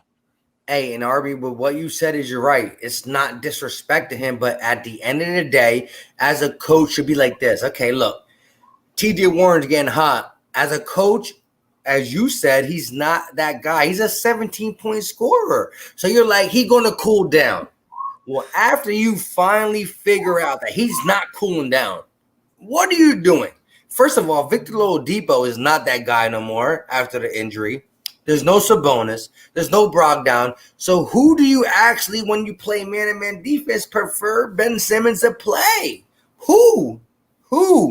If TJ Warren has 29 at halftime, I'm telling Ben Simmons, first of all, you are going out this break and you're only sticking TJ Warren. Stop him. That's it. But no, they just allow mixed match defense. Yes. Did Ben Simmons play him once in a blue moon? Did different people play him? Yes. You guys let him shoot way too many open shots. That adjustment should have been made in the first quarter when he scored 21. That's what Ben it should Simmons. He made four. He came out the gate with 4 straight threes. Look, when people say Ben Simmons don't shoot, I agree. But this is why we have Ben Simmons. You put Ben Simmons on TJ Warren, we win the game. Simple and plain. All right, look. First off, Scott Lawrence, appreciate you being up in here, man. My guy RB, great vid, always makes my day watching. I appreciate you a lot, my guy. King of LA, this is a good point, guys. Like, I completely agree. I can be the biggest Simmons supporter, but why? If you're not taking the three-pointer, just take a jumper. Shoot when you're close to the free throw line. That would help much too, but he's not shooting. Guys, there's something going on. I don't know if it's a mental thing or what it is. Like I said before, Philly Mike, you've heard me say this. Ben Simmons cannot be unconfident in his jump shot because he makes it when he shoots it. He makes it. The guy can put up a crazy shot and make it. I don't know what's going on, but it's holding back his career. It's holding back the Sixers. It denies us space. Look how fluid we looked in the first scrimmage with him shooting that ball, with him spacing out to the corner. Yep. He hasn't done it since, and I don't understand. It's hurting the Sixers, and it's hurting his career. Real quick, RB, I agree 100% with you. It really is diminishing what he can be as a player all around. It's also diminishing what the Sixers can be as a full ball club. But tonight, we didn't need his shooting. Tonight, we needed Brett Brown to just put this man, number 25, on TJ Warren. Or Matisse. Yeah, one or the other. Or how about for a few possessions when TJ Warren comes down? I don't know if you guys noticed, every time Joel was in the post, you know what they did? As soon as he put the ball down, swarm him. Every time Ben was in the high post, he does a drop step to the rack. You know what they do? Double team him. How about you put pressure on TJ Warren? Nothing. And one. You could have put Matisse and Ben Simmons in at the same time, and whoever set that pick, whoever set that pick on Matisse or Ben Simmons, one of them could have picked up TJ Warren. You could have did that as well as an adjustment. It goes back to what one of you guys said earlier. TJ Warren got a lot of easy points as well at the mid-range off the screen because no one steps up. It's just a free shot. It's a bad pick and roll defense. It's a bad moving around defense. This defense can lock somebody up when they get on their hip. But besides that, when the ball's moving, they don't move to the open shooter. They got to do it. They got to rotate the defense better. Unbelievable. Ride, dude, what's going on, man? What's up with Shake? He needs to watch it. Didn't he learn from Draymond and KD? It makes us look bad. They tried to go to a commercial real fast. I mean, I peeped it right away. I peeped it when Embiid and Shake had that. They had a little talking during the inbound, and that's what TJ McConnell was able to get the steal because they was arguing actually on the court before they got to the sideline. And look, listen, Shake Milton is not a guy who can ever demand anything over a guy like Joel Embiid. But we need these guys to come together to play basketball in the way that we know they can. Listen, this team can spread the ball out and do what they got to do if they make the right plays. Go ahead, do your thing. Scott Lawrence, appreciate the super chat, my guy. Means a lot. Appreciate you always coming in and supporting, man. Says thanks for always giving me a shout out. We love watching. Keep up the great work, my friend. Shout out to you and your wife. Appreciate you guys a lot, man. Thank you for being a real Sixers fan and coming in here, man. Win or lose, you know I'm gonna be here and I'm gonna try to give the insight the best I can. So I really do appreciate that, man. It means a lot. They got a fake Ben Simmons in here, I see. Yeah, my guy Ben Simmons comes in here a lot. Where was my guy? I was just on him. My guy Julian's up in here.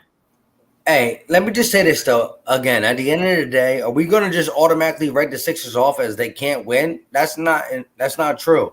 But again, you have to play. Yeah, Brett Brown got to stop the guy who's beating us. The Sixers scored 121 points. That should be a W. With the defense we normally apply, that should be a W. But you let a guy drop 53 who's not LeBron, who's not Giannis, who's not KD, who's not Kawhi Leonard. You let a guy like TJ Warren drop 53 on you, check your defense, especially when you got a guy like Matisse and Ben. Come on now. Crazy, man. Julian, what's going on, man? Says, what's up, boys? Brett Brown's illegitimate son, Raul Neto, got significant minutes tonight. Our stars got almost 90 points combined. This loss is all on Brett. He was terrible tonight. Absolutely terrible. No adjustments, no accountability. Shout out to all 135 people up in here still, guys. We're still rocking, man. Hit the like button. Hit the subscribe. Shout out to all my guys up in here and Philly Mike and Spotlight Raiders Talk. My guy Darius, as always, man. Yeah. Spotlight Raiders Talk and Spotlight Sports Network. I got 2 channels, bro. I love it, man. I love it. You already know. And again, I go by Philly Mike, but at the end of the day, all you got to do is type in the search bar, the Philly Talk Podcast, my guys. But listen, RB's that dude, 100%. Appreciate that guy, 100%. You know what I mean? We did a lot of stuff before pandemic, post-pandemic. We rock Philly sports all day. That's what we do. Yeah, man. And I think we're definitely going to have to do some more of these post games because this has been crazy, man. The support from you guys, the insight. I love it, man. I love it. Julian says, enough said. TJ Warren shouldn't be dropping his career high on his team. No excuses, Brett. None at all. No. None at all. Absolutely not. Snake Sports Talk Show. What's going on? Philly needs to wake up. Fix the chemistry, be better at ball distribution, man-to-man D, and shooting efficiencies as well. Can't afford to make mistakes that will cost you leads. Great point. Shout out to my brother Jake from the Snake Sports Talk Show. He's part of the Spotlight Sports Network. Shout out to you, brother, all the way from Las Vegas. Shout out to you, man. You right on point with that. Yeah, I mean, I can't agree more with this, to be honest. You tripping with this timeout. I don't know who's timing people out, guys, but don't abuse the wrench or else I'm going to have to take them all away. Said this before. Come on. Yeah, I mean, you use the wrench. You lose the wrench. Not only you, the whole community loses the wrench, and RB got to go out and figure out who that real deal, and he'll give it back to the real deal. But y'all, you know what I mean, they ain't going to get it. Yep, and I don't want to have to do that. I've been on my channel. I almost had to do it. But I listen. I figured out the snake, got him out, and we good money. But hey, RB, you right though. Listen, I mean, the community is a community. Yep. I have people earn their wrench of mine. Just so like I just don't give my wrench out. I don't do that. Yeah. Dominique says Sixers are not a good defensive team. They have good individual defenders. Big difference. I don't know if I can agree with that. I can disagree with that. I think we are a better defensive team. I think we're a better defensive team as a collective. I do agree with. I don't disagree with that statement at all. Yeah, the Sixers should be holding teams to below 105 points on an average night. Honestly.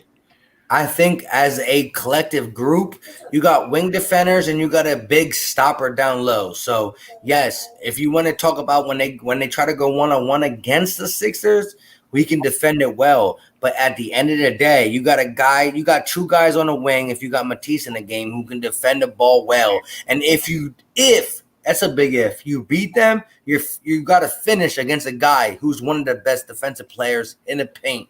In Joel Embiid. So I think we are a great individual defense, but we're even better as a collective group because You beat one of the best defenders. You're going against Embiid. He did. Right. I'll tell you guys the problem is just that we don't play fast enough. Like I watch these other Right. teams, the way they close out on us, it's unbelievable. You know, our guys have no space. They're right down our throat. Our guys with the length and speed that we have, teams should not be comfortable at all whatsoever. Out on the perimeter, down low, nothing. But it's like it's just every man for themselves. And it should not be like that. It really shouldn't. Let's see. Nitro Freak. Dude, they suck. Move on. I'm not gonna move on, man. This is my team. This is what I talk about.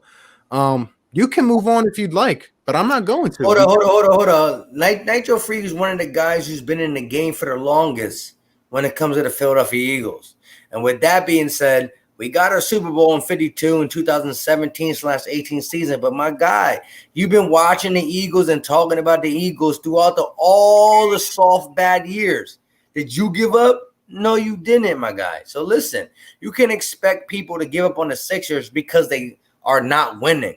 If you rock with the team, you're going to talk about them through the ups and the downs. And you should know that better than anybody, my guy. Come on, Nitro. Philadelphia sports. That's just what it is. Like when it's bad, it's bad. When it's good, it's good. We just, come on, Nitro.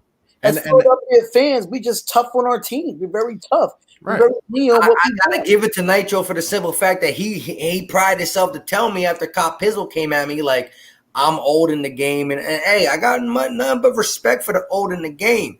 But again, you talked about us when we won like 6 games, right? You didn't give up on the Eagles. Yeah. So we won 6 games and you talked about it. All 3 of us weren't on YouTube back then. I understand that. But at the end of the day, we're on YouTube now and we talking about the Sixers. And the Sixers didn't win 6 games. They won 50+ games. They're in the playoffs. Did they look bad tonight? Yep. But are they in the playoffs? Yep. Are we going to cheer for them? Yep. Are we going to be mad when if they lose? Yep. You know what I'm saying? I've been watching this team even before they were winning 8 games a year, but I'm going to be here now that we got the pieces. I'm excited, man. Like we should be playing higher. Shout out to my guy, Joey Shake 72 up in the chat. One of my guys. If you guys like the Philadelphia Eagles, check out his channel. Subscribe to him, please. That's my guy. Great content creator. Let's see. Brett doesn't know how to switch up on a game plan and coach on the fly and is not good at telling how the flow of the game is going. I couldn't agree more. Right on point with that one. It's almost like he gets lost in time and, 3-4 minutes go by and it's just nothing. Just no substance, nothing. Sense of urgency is key. Yep. Furkan is terrible on defense. He's terrible. And if he's not hitting like tonight, then it's not going to go well. It's really not. Let's see. Embiid, Simmons, Tobias, Matisse are the core. Get a new coach and redefine a system with actual shooting and playmaking, and we're good. We have a good future, but we need changes. I mean, I'm there with you. We need I'm tired of all these people saying trade Embiid, trade Simmons. No, put that to rest. It is not every day that you get those guys on the same team, and you add a Matisse Thybulle in there. Come on, this can be a championship level team. I don't want to hear that. I agree 100% with you, RB. We have to get the coach out first. If we get a new coach and it's still the same fumbles or mishaps that we have on offense and especially on defense, then you got to think about it. But until then, no. The core is the core, like that guy said, and we got to change the leader. Go ahead. Right. Because I feel like even when Brett Brown leaves, even though that we do have that core, we still need depth on the bench. So we got to go out. If we're going to go out and get a new coach, we got to go out and get some depth on the bench. We have to. Crazy. We just need some consistent shooting. I mean, I've said it multiple times this season. Everyone wanted to clown me last year, even though I wasn't on YouTube. You don't know what you're talking about. JJ Redick can't play defense. Well, you know what he could do? He could knock down 3 threes a night. Right. That's what he could do. Can liability on defense, but he can shoot the ball on offense. And I'm one to say, honestly, on another team, JJ Redick would not have been exposed like that on defense. I think there's ways to negate that. Not completely, but Brett, like I said, Brett left JJ out there to die by himself. I mean, It's sad, but it's true. Facts. Hey, shout out to everybody in the chat, but I'm just checking the people who I did a baby post game because again, I had family over the crib. That's why we watching it right here. There's no Sixers or Eagle behind my back for the simple fact that I'm downstairs in the living room. I put my my YouTube room to work with a blow up mattress. I got the family over and wasn't gonna do a post game, but that game had me type upset to let somebody like 50 drop 53 on us who's not an all-star player. You didn't make the all-star game. The whole game. I was just the whole game doing a lot of play-by-play and reactions, sitting there watching it, doing a play-by-play. Hey, I'm like, where's the adjust? Anybody can tell you if y'all go back and watch that live play-by-play. I threw my head down and was like, Brett Brown, where's the goddamn adjustment? Because TJ Warren was pissing me off the way he was shooting, the way he was playing tonight. Hey, look, all I can say is that before RB goes is I made a video at halftime. I don't do this normally throughout the Sixers games. Made a video at halftime, 2 minutes, just crying about TJ Warren, 29 points. I made the same crying video at the end of the day. Again, look, I didn't really talk about the score, nothing. Ben Simmons and the offense played good, but the defense was straight basuda. You cannot let a non-all-star player whose career high was like 31 turn to 53 in a blink of an eye. Yeah. Like I said, this is my first time doing a post game, and it's been very fun. There's a lot of energy up in here, but I just had to come on here. I did not want to wait and upload a video and do all that. I had to get my raw reaction because I'm just tired of it. Like, did the pregame, we were all hyped. We were expecting this team to at least come out with a mission, and it just seems to be getting worse and worse. And I don't know. I just thought, given the whole situation, given the videos we've been seeing, maybe this was finally the perfect thing to happen for the Sixers. And really, we're back to the same old thing. So, RB, I got a question for you. All right, look. I honestly think the Sixers offensive game was perfectly fine. I think it was perfectly fine. I think you can play that offense in many games and get a lot of W's. The defense is what was wrong to me, but if you can look at the whole scheme of things, what is your biggest take? I know first of all, let's eliminate the 53 points. Let's eliminate the 53 points that TJ Warren scored. What was your biggest takeaway other than, again, you could talk about defense against him, but what was your biggest takeaway without just saying stop him? Yeah, I mean, again, I'll reiterate it. That there's just a point in time where the Sixers are just lost, whether it's a culmination of the coach, whether offensively, offensively and defensively, or offensively, yeah. I mean, I don't think this was a perfect offensive game. I think there were times in which they started to heat up based on certain matchups, but overall, I mean, these guys just look lost out there sometimes, and they're just fending for themselves. There's nothing put in place. There's not like guys operating, cutting to the baseline, setting screens. It's really one guy in isolation most of the time with a bunch of other guys standing around. And it seems like they're looking for some substance. They're looking for that identity, but we just don't have it. We just don't have it. A lot of people don't move without. A lot of people in our office don't move without the ball either. That's what I'm saying. There's no ball. There's no movement without the ball. I watched a bunch of these other games so far, even teams I've never even watched like that. And they're constantly moving. They're just buzzing around all over the court, just trying to get some separation. Right. I will watch Tobias Harris in a half court dribbling back and forth for 15 seconds as everybody else stands behind the three-point line and does nothing. They do nothing. Like, they're just lost. The tone is not set on his team. It's not. There's no identity right now offensively. There's none. No.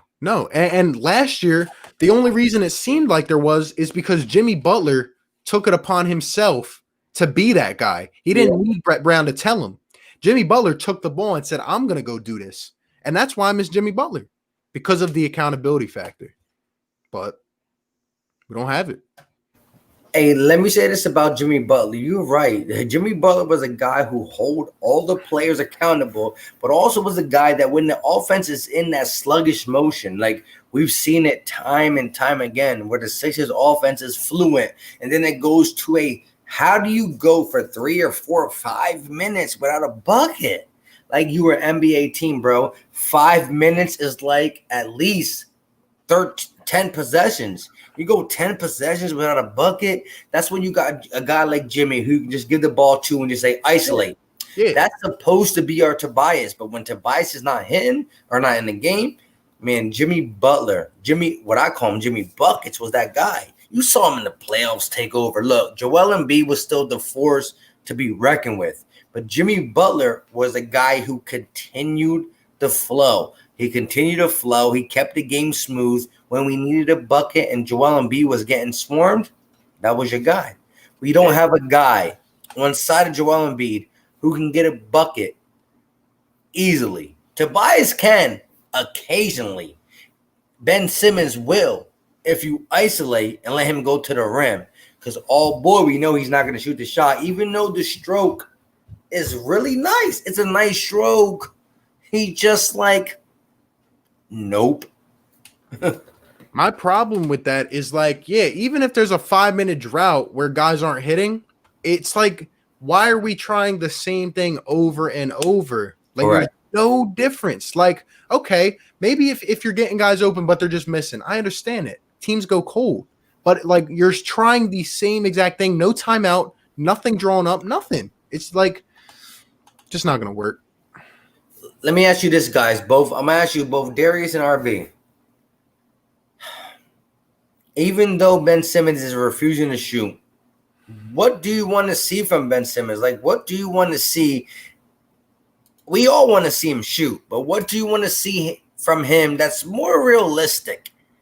I'm not saying realistic is not him shooting, but, I mean, so far odds are he's not going to shoot. He's going to shoot when he wants to. Got to be wide open. He won't shoot on the wing. He has to be in the corner.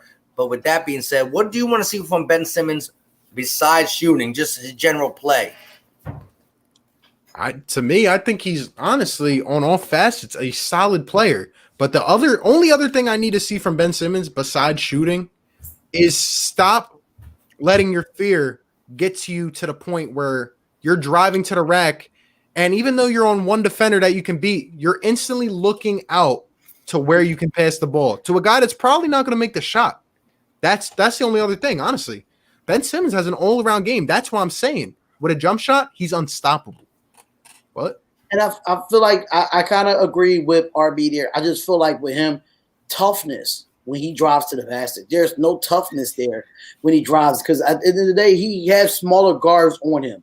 You have to learn how to take advantage of that when you have smaller guards on you. And this is my thing that pisses me off about Ben Simmons is that you drive all the way to the basket just to kick it out to the three-point line. It's I hate unbelievable. when he does that. I hate when he does that. I think it's the most annoying thing. You're 6'10", 6'11". You have the length, dominate and duck and lay up. And I don't know if you're afraid to get hit or what. But driving to the basket should be your strongest suit with your size and your height. I'm just saying. Hey, Yeah. I want to say this real quick before you get in there. Listen, Ben Simmons is 6'10" for a reason, bro. If you put a point guard or shooting on him, go to the hoop. If you put a big man on him, he might match his physicalness. He ain't going to match his speed. Little guy, too physical. Big guy, too fast. Mismatch at the 4. Go ahead, RB. Yeah, I mean, I'm to just add one more thing on to what I said too. Like, yeah, Brett Brown has to get his players in the right mindset, which obviously he can't do that well. But what I'm starting to realize is that I get annoyed with Ben Simmons, not because he can't do it, but when he gets phased out or when a little bit of adversity comes his way, he just phases out of the game, and I don't like that. I don't like that at all. It makes it hard to trust him. What do you say? It makes it hard to trust him. Right. Like, he's attacking, right? And the Pacers adjust and they start chipping him a little bit. You know what I mean? And then what happens? he just stops taking shots altogether. I don't like that. I do not like that. You get hit, you get knocked down hard, get back up harder. Find a way to get to the rack. You know what I mean?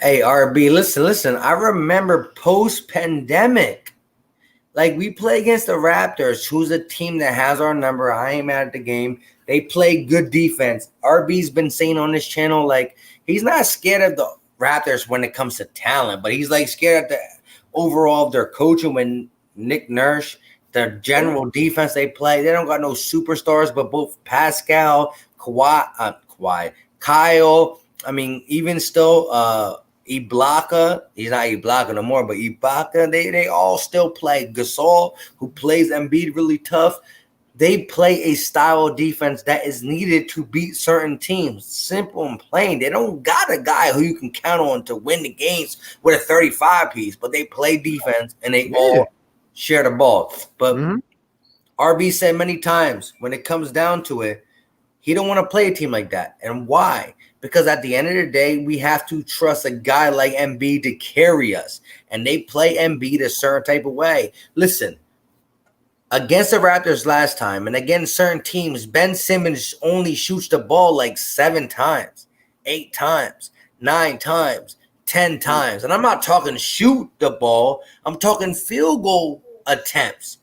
Ben Simmons is too talented of a player to only attempt 7 to 10 shots. This guy got to attempt the ball at least 15 times, 10 plus times. I don't care if he has a bad game. We win and die by our superstars. And we got 2 of them, Joel Embiid and Ben Simmons.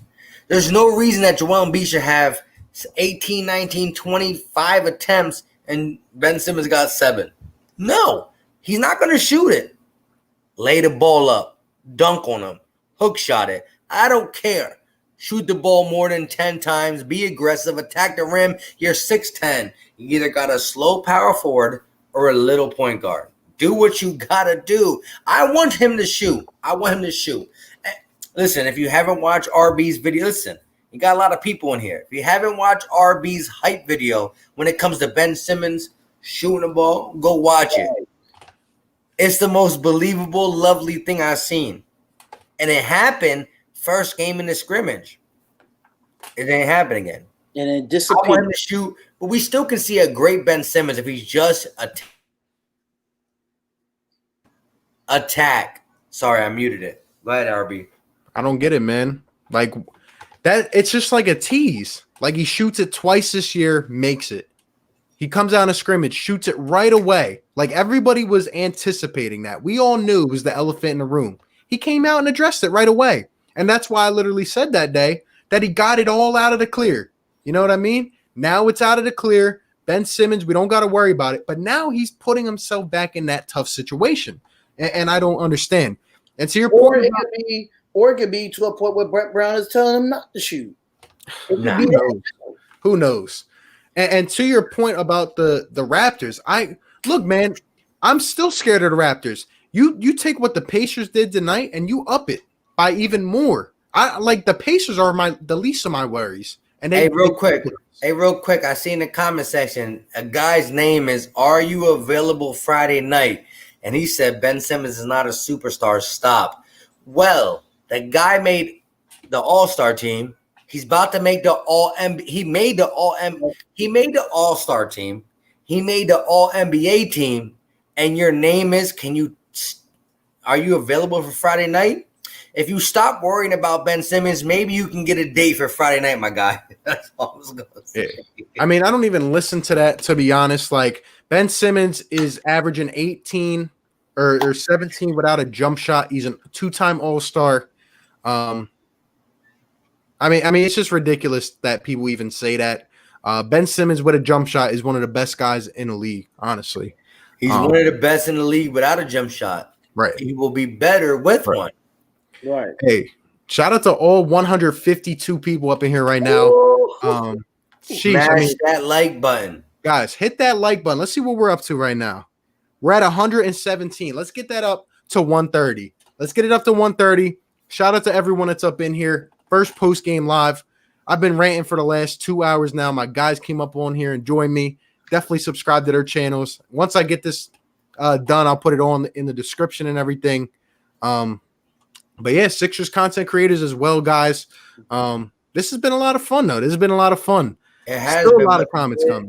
Hey, let me give my guy RB props where he just want to be humble. Listen, my guy RB's been grinding. He does not only Sixers, he does Eagles too. He's a Philly guy who really loves his Philly sports, like all of us, except for there's one guy on top of the screen. I'm going to point to him a little bit. This guy is a great Sixers content creator, but you ain't going to get the Eagle on the other side. He a little West Coast when it comes to football. I ain't going to name the team, but at the end of the day, you got both RB and me, myself. I go by Philly Mike. All you got to do is type either. You got two things. Philly Mike and or the Philly Talk podcast, because I be smashing the Eagles content. And listen, I got 2 videos for the Sixers, bro. But the fact is, I've been doing Sixers so little because of my night business. I ain't been really out there. But at the end of the day, the business is taken care of. And now the Sixers got to start taking care of the business so I can keep talking. Go ahead, RB. Great point right here by Kyle, man. Says Sixers have good defensive players. Yes. Do they have a good defensive scheme? No. I completely agree. As long as y'all keep that pick and roll defense, I'm watching the Clippers in Brooklyn. Yep. I'm telling you, it's the same thing every night. I've been calling it all year, every single game, man. And it's like how do you sit down and watch film and you don't adjust from that? I don't get it. Hopefully they'll watch some of this game and make adjustments for next game, because you're going up against a scorer named DeMar DeRozan in the San Antonio Spurs is the next game for the Sixers. I'm not really thinking that he's a big threat, but you don't want to give him a TJ Warren type of performance. You know what I'm saying? Hey, first of all, the TJ Warren type of performance is not happening again. That was something that happened on some freak stuff. But of course, it happens to Brett Brown. Listen, it's showing more and more that this team has talent. But listen, Ben Simmons is not going to go TJ Warren by himself, because Brett Brown's going to say, no, stick to the defense I told you to play. Listen, bro, you put your best defender on him. And I watched the game. I didn't see many Ben Simmons getting beat by TJ Warren. I see TJ Warren shooting open shots, banging threes. He was what, 9 for 12? 9 for 12. 9 times 3 is he got half his points on 3-pointers. Stop it. Getting a few foul and ones too, so they consider as 3-pointers in some ways. RB said this from the beginning. TJ Warren is a 17-point scorer. I'm gonna go off RB. Bro, he's a good player. He's underrated. He's been injured sometimes, but he's not LeBron James. You know what I mean? He's not Steph Curry. Right. I'm about to say that. Yeah, I mean, it's unbelievable, man. Like, I've been saying the same things for a couple hours now. Like, TJ Warren should not go above 50 points. His previous career high was like 36 or like 38, I think. 36, I think you said. Yeah, 36. I mean, come on now. Come on. And like you said, it happens to Brett Brown. It happens to the Philly team. Guys are always setting records against us. And they just don't adjust. Let's carry to the Eagles too, my guy. We had a lot of guys score some records setting stuff on the Eagles too. But look, at the end of the day, Brett Brown got to tighten it up. It's basketball. It's not a whole 11-man, blah, blah, blah, blah, blah, blah, blah, blah, blah. Listen, you got an all-NBA defensive player on the squad. Like, why not say, it's not like he had another super – it's not like Oladipo was going off, that you had to have Ben Simmons play Oladipo. And because Ben Simmons is playing Oladipo, TJ Warren's going off. TJ Warren, at the end of the half, had 29. The only thing that should have been said at halftime was, Ben Simmons, do your magic. Play against TJ. Simple. Play him. Crazy. Chris V says, say what you want about TJ Warren, but the turnovers cost the Sixers. They need to tighten that up. Yeah. That's another key factor in our loss. I was telling you guys earlier, man, like lazy passes, stupid fouls, just stepping out of bounds. Like, those things add up. Those things add up in a basketball game. It's all about the little things. And we honestly do not do it well, and there's no discipline. Like, people got on me months ago for saying, if a guy's not hustling like a Ben or a Joe, take him out. I said take them out if they're not hustling and they don't listen to you. I was raked through the coals for that. But honestly, it's like it spreads through the rest of this team. And when one guy's playing lazy, the rest of them just don't look in sync. Throwing lazy passes, getting double teamed, and they're falling out of bounds, throwing it up in the air. It just doesn't look good. Doesn't look like a good product. No. But I still feel like the Sixers, again, if you look at the team when it comes to talent, it's there. So although we lost to the Pacerless Pacers, I'm not worried in the sense that we're automatically going to get in the playoffs. We're going to see the Celtics. And for those who are crapping on the Sixers so bad, do we see what Jason Tatum did? And the dude scored 5 points in like 30 minutes, my guy. So Jason Tatum is not going to carry this team over the Sixers, especially when you got a guy like Cantor or Tice trying to be that 7-footer in Joel Embiid. So, yeah. Yes, we look bad. That's why we have 8 games until playoffs. There's a reason Adam Silver didn't just put the playoffs right away. Did you see LeBron James? The GOAT? Some people call him as the GOAT. Some people just don't call him the GOAT, but some people call him still the best player in the league. The dude was bad. He shot 6 for 19. Daddy, I need the charger. It's going to die soon. Okay. 6 for 19. 6 for 19 in his opener. Like, they beat the Clippers without Trez and my boy Magic Wings, Lou Will. But, you know what I'm saying? At the end of the day, they didn't look that good. And neither did we. But we still got time to get better. We have to get better, knowing that we have one of the, according to a lot of people, we have one of the easiest schedules going into the playoffs. So we have to take advantage of if that's the schedule is given to us, that's the schedule we have to take advantage of and start winning these games. I don't mind losing at least 1 or 2 games, but we gotta definitely buckle down. We can't have these type of games that we had tonight. Yes, it was a good game. We tied it up. We had some leads. It was to a point where we was in the fourth quarter. We was up 10, and that thing disappeared in a heartbeat. Yep. Look, man. Like I said, guys, we're going on 2 hours strong.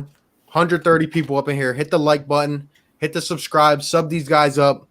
A lot of fun doing this post game. The last thing I'll really talk about, and I'll read some comments, then we'll get up on out of here. Honestly, I want to touch on what Philly Mike said, because he said, what do you think about the Sixers moving forward? Where do we go from here? Look, guys, this Sixers team is capable, and they've shown me this year, of showing up like this, what we saw tonight, one game, and the next game they come out and they're on their toes. We've seen the games this year against Milwaukee, Lakers, Clippers, where they show up and they play big time, which is why I'm with Philly Mike. I do not think 100% this team's done. By no means are they done. No. But what I will tell you is it really comes down to a few elements, which I continually touch on. Number 1, this team will not go anywhere without Joel Embiid. He must stay on the court. He must stay healthy and continue to do his thing. Number 2, Ben Simmons. It all revolves around him. Is he going to be aggressive? Is he going to stay in motion? Is he going to continue to do his thing and not get phased out? And more importantly, is he going to end up shooting the ball? We'll find out. And number 3 is a combined of the energy of the team, which is put forth by Brett Brown. Will the system be right? Will the rotations be right? Will these guys continue to operate, and will they stay confident? And who will step up for the Sixers? Who are the shooters that will step up? Who are the guys, like you guys said earlier, who's the big guy that's going to step up and take a shot when you need it? And will Brett Brown set the tone and hold these guys accountable? That's, for me, that's really what it comes down to. But the Sixers can continue to win games. They could be a championship team. But those things have to get lined up, and those things have to get fixed. This does not look good, though. Coming out, first game, official game, not a scrimmage, first game. And the offense just doesn't look in sync. It doesn't look good. But the team can still survive, and that's what I'll say about that. Hey, if you're doing closing moments, I'm going to give you my closing moments with that 3-piece that you did. I'm going to go with two of your three, and kind of your third one, but I'm gonna reiterate it in a different way. One, Joel Embiid got to be Joel Embiid. Two, Ben Simmons got to be aggressive. So let me go back to number one. Joel Embiid got to be Joel Embiid. Ben Simmons got to be aggressive. I say 2 and 2. If you want to win in basketball, it's a superstar league. It's not a coach league. Like the coaches coach, but the players got to get it done. Like a coach got to do in football so much, man. You call the play. If the play's not good, you might lose because the plays are not good. In basketball, ain't nobody telling Ben Simmons to dunk. He knows when to dunk. You got 2. Joel Embiid got to be Joel Embiid. Ben Simmons got to be aggressive. That's the 2 biggest things. And the third thing is on what he said, RB, Brett Brown, stay out the way. We know you get in the way when it comes to rotations. Just be on your best behavior when it comes to rotations. Do not play Raul Neto in the playoffs. Be on your best when it comes to rotations. And Joel Embiid and Ben Simmons got to be them. Tobias, Josh Richardson, Al Harris, all that Furkan 1 or 2 games, Shake the new Milton, they will come and go. But these 2 got to be these 2. Shake will have a big game. Furkan will have a big game. Al will have a big game. Rich will have a big game. Tobias will have a big game. But we need consistency from these 2. Ben and Joel. Go ahead, RB. What are you going to say about that rotation? I was just going to say to look at the comment because it was funny. You start talking about Neto, and Nina Austin was going on. Says, whatever with the coach, Shake Milton and Howell Neto played a combined 39 minutes and had 2 points. Alec Burks played 12 minutes and had 9 points, 3 for 3. Or he was 3 for 3 from behind the arc. It was just funny, but. Hey, shout out to Nina real quick. I believe she follows me on Twitter, and I definitely follow her on Twitter. She's great when it comes to Eagles content. She be dishing out some of that Sixer content too. So make sure you check out Nina on Twitter. I don't believe that's her Twitter handle. So, but if you can find her, make sure you find her because she always on that stuff. Yep. Shout out to you. So Darius, if you want to give your 3, I guess. I mean, we kind of started here. Your 3 big things with the Sixers moving forward. So you already did 1 and 2.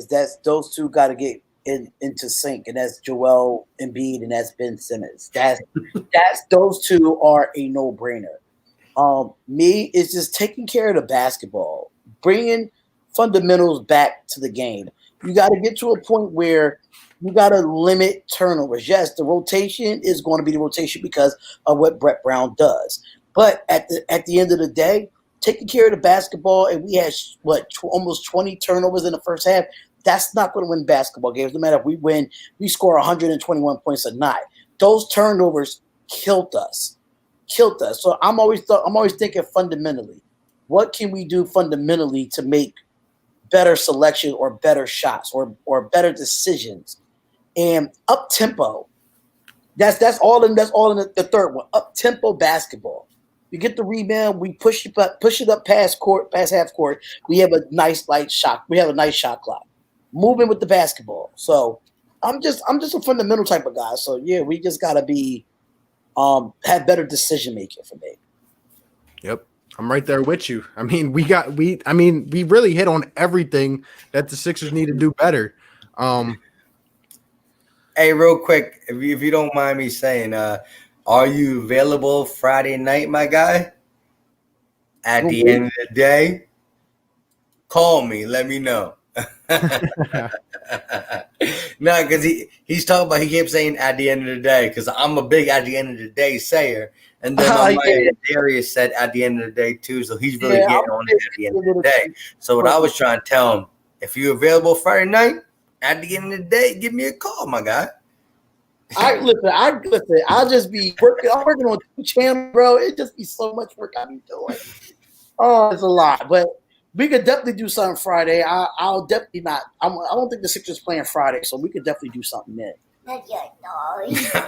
I was honestly just like, I'm just saying, just like I know you've been reaching out for me to do some content, so. Hey, RB, I appreciate you, my guy, 100%. You already know. Look, me and my man RB came from, you know what I mean? Like, oh, wow. Right. See, these people in the comment section, first of all, if you're not subscribed to RB, you're making a big mistake, my guy. Hit that red button. You already know. And because me and RB go back like months, not that many months, but enough months where, you know what I mean? That's my guy, 100%. Like, you already know. Like, he know. Yep. Hey, shout out to these two guys up here in here. Guys, this has been one of the best streams, honestly. And then it really took me going completely off on the Sixers. But you know what it means? It signals basketball is back. Meaningful basketball is back. And that's just the entrance for me to come on here and start spazzing. Like I told you guys, I was going to do a post-game video like I usually do. But it was just much easier to click that stream button and to just come on here and let it ride, man. And shout out to RB. Give me your what is your final thoughts about the game? Like if you in a vacuum, the game, and what do you think going forward? Is it super discouraging, or you still feel some type of way with what you saw prior to that? Go ahead. I mean, it really just goes off of what I said before, man. Final thoughts. Disgusting, boring kind of game. Cannot happen. It's only 1 of 8, so I'm not going to say the season's over. But, things got to get fixed. Things got to get straightened up. I thought they would be by now. I'm looking forward to Monday to seeing how we react to a loss like this. I mean, these guys know it's on their shoulders. We lost to a Pacers team without 2 of their starters that are 2 of their best players. So I want to see how these guys react. It's not over. I'm looking forward to seeing the kind of adjustments, if any, are made. But overall, this one, you just got to tuck it in and say, you know what? We didn't play up to potential. And we got to look forward to the next one. And I'm going to be doing the same thing. Facts. But at the same time, us three know. And everyone else knows. Like, we are not afraid. Like, I'm not going to be one of them channels that comes on here and says everything's going to be okay. You know what I mean? You got to tell it how it is. That is what Philly does. You hold your teams accountable. Correct. Like, listen, you don't get a fan that can boo Santa and all that stuff. And I know Darius is not about that because he leads Philly when it comes to that type of sport. But Philly's going to tell you straight up. And again, we get super critical at times where it's not super necessary to do it. But then we also get critical at every time. And there's people freaking out right now. And I understand it. You know why? Because I bleed Philly too. Like, I bleed Philly, but I also know that it's the first game back. Joel Embiid played 13 minutes in the first scrimmage. They got to get it together. Yes, they didn't have their players. But I don't know. I don't know. There's something about this COVID-19 thing that makes me feel like I think the Sixers can go in it and do something. I'm not saying championship. But come on now, we get the Celtics in the series, not in a 1-game sample size. My man Joel Embiid better average 35 and get the job done for us. But go ahead, Darius. My final thought is that we just want to see better Sixers basketball. That's what Sixers fans are diehard about. We want to see better basketball. Not even just like shooting and all that, just the overall game. We want to see chemistry. We want to see unity. We want to see picking each other up. We just want to see that mental side of them. Like, listen, we're not going to back down from nobody. No matter who it is in the league, from the Lakers to the Clippers to the Milwaukee Bucks, whoever, we're just not going to back down from nobody. And at the end of the day, we have to show that toughness. We have to show that Philly grit, that old, not really old, but that back of the day 76ers grit when it came to being physical. They had to earn their shots. They had to earn their layup. I don't care if you give them a foul. You have to earn that.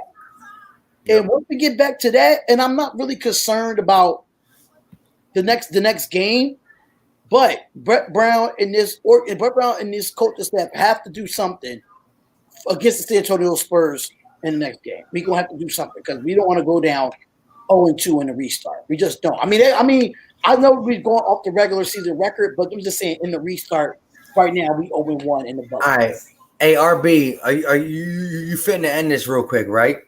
Yeah, we're about to get up on out of here. So if before you say your goodbyes and you do your thing, because you that man, 50 grand, 100%. Let's give the 8-game prediction. So we already 0-1. What's your prediction in a full 8?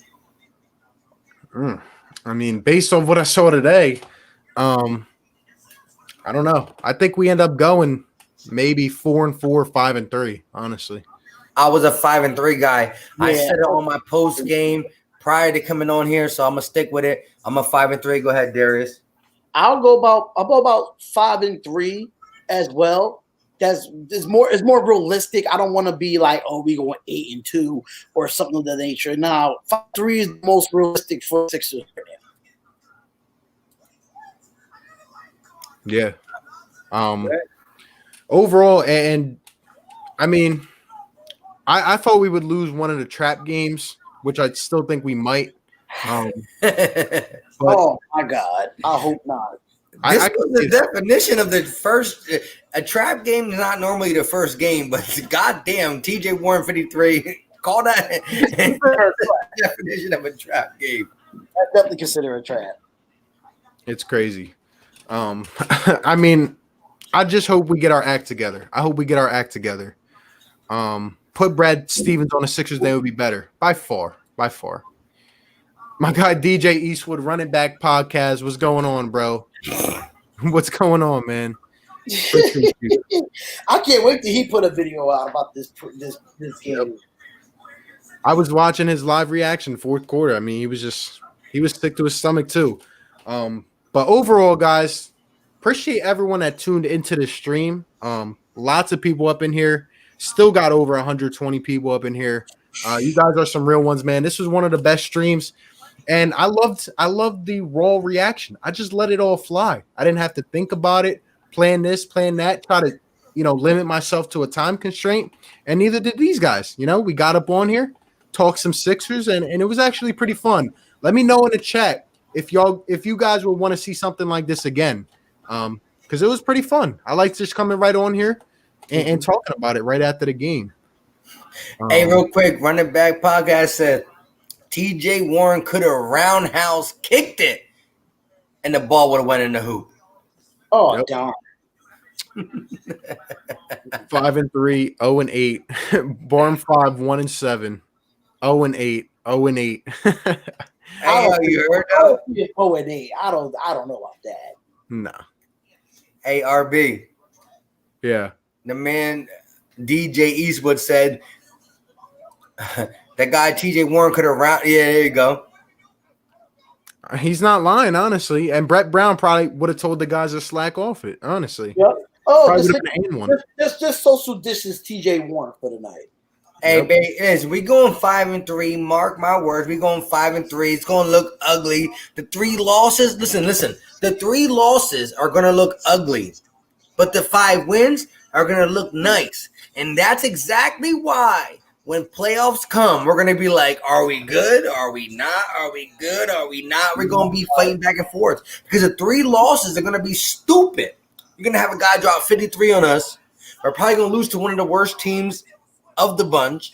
And we're going to beat teams like the Rockets and the Raptors and make us think like, can we really do it? I don't know. Yep. I absolutely agree. But with that being said, fellas, appreciate everybody that took the time to come out here to the post game. A lot of fun. Let the energy fly. Definitely something I'm going to go back and watch again. It's been a heck of a time. With that being said, shout out to everyone. We will be okay. We will be back again for Monday. And we'll just keep it going, man. This is what we do here in Philly sports. But shout out to everyone that came by and tuned in. Hey, are you available tonight? At the end of the day, I am. Hey, man, but shout out to all 110 of you guys still up in here, man. Y'all are some real ones for sure. Appreciated doing this. It was a lot of fun. And we just let it fly as always. But with that being said, I go by RB. Philly take with RB. Hey, and again, this is on RB Stream. Appreciate you, my guy. But I go by Philly Mike, host of the Philly Talk Podcast. It takes a second to type in the Philly Talk Podcast. Check it out. Hey, if you don't like it, don't subscribe, my guys. It's all good at the end of the day. Appreciate my guy Eric R coming in here. He's late. My guy Eric R. Let's go, my guy. But anyways, look, I'm at a 4 for 4. I rock Eagles, Sixers. That's it. I mess with the Phillies and the Flyers, but I don't got time for that stuff. So Sixers are gonna be better. Appreciate RB for having me on the stream. The Philly Talk Podcast. Check it out. Let me know what you think. If you don't like it, well, guess what? I didn't like the game either, so it's cool. Go ahead, do what you gotta do. Like always, though, we will be back for the next one, ready to go, just like brand new. As always, we got 135 likes in here. Hit the like on your way out. Sub to the channel if you're new. To my guy Philly Talk Podcast as well. And with that being said, appreciate everyone that tuned in. Get a good night's sleep if you can. And we'll catch you on the next one, man. Peace.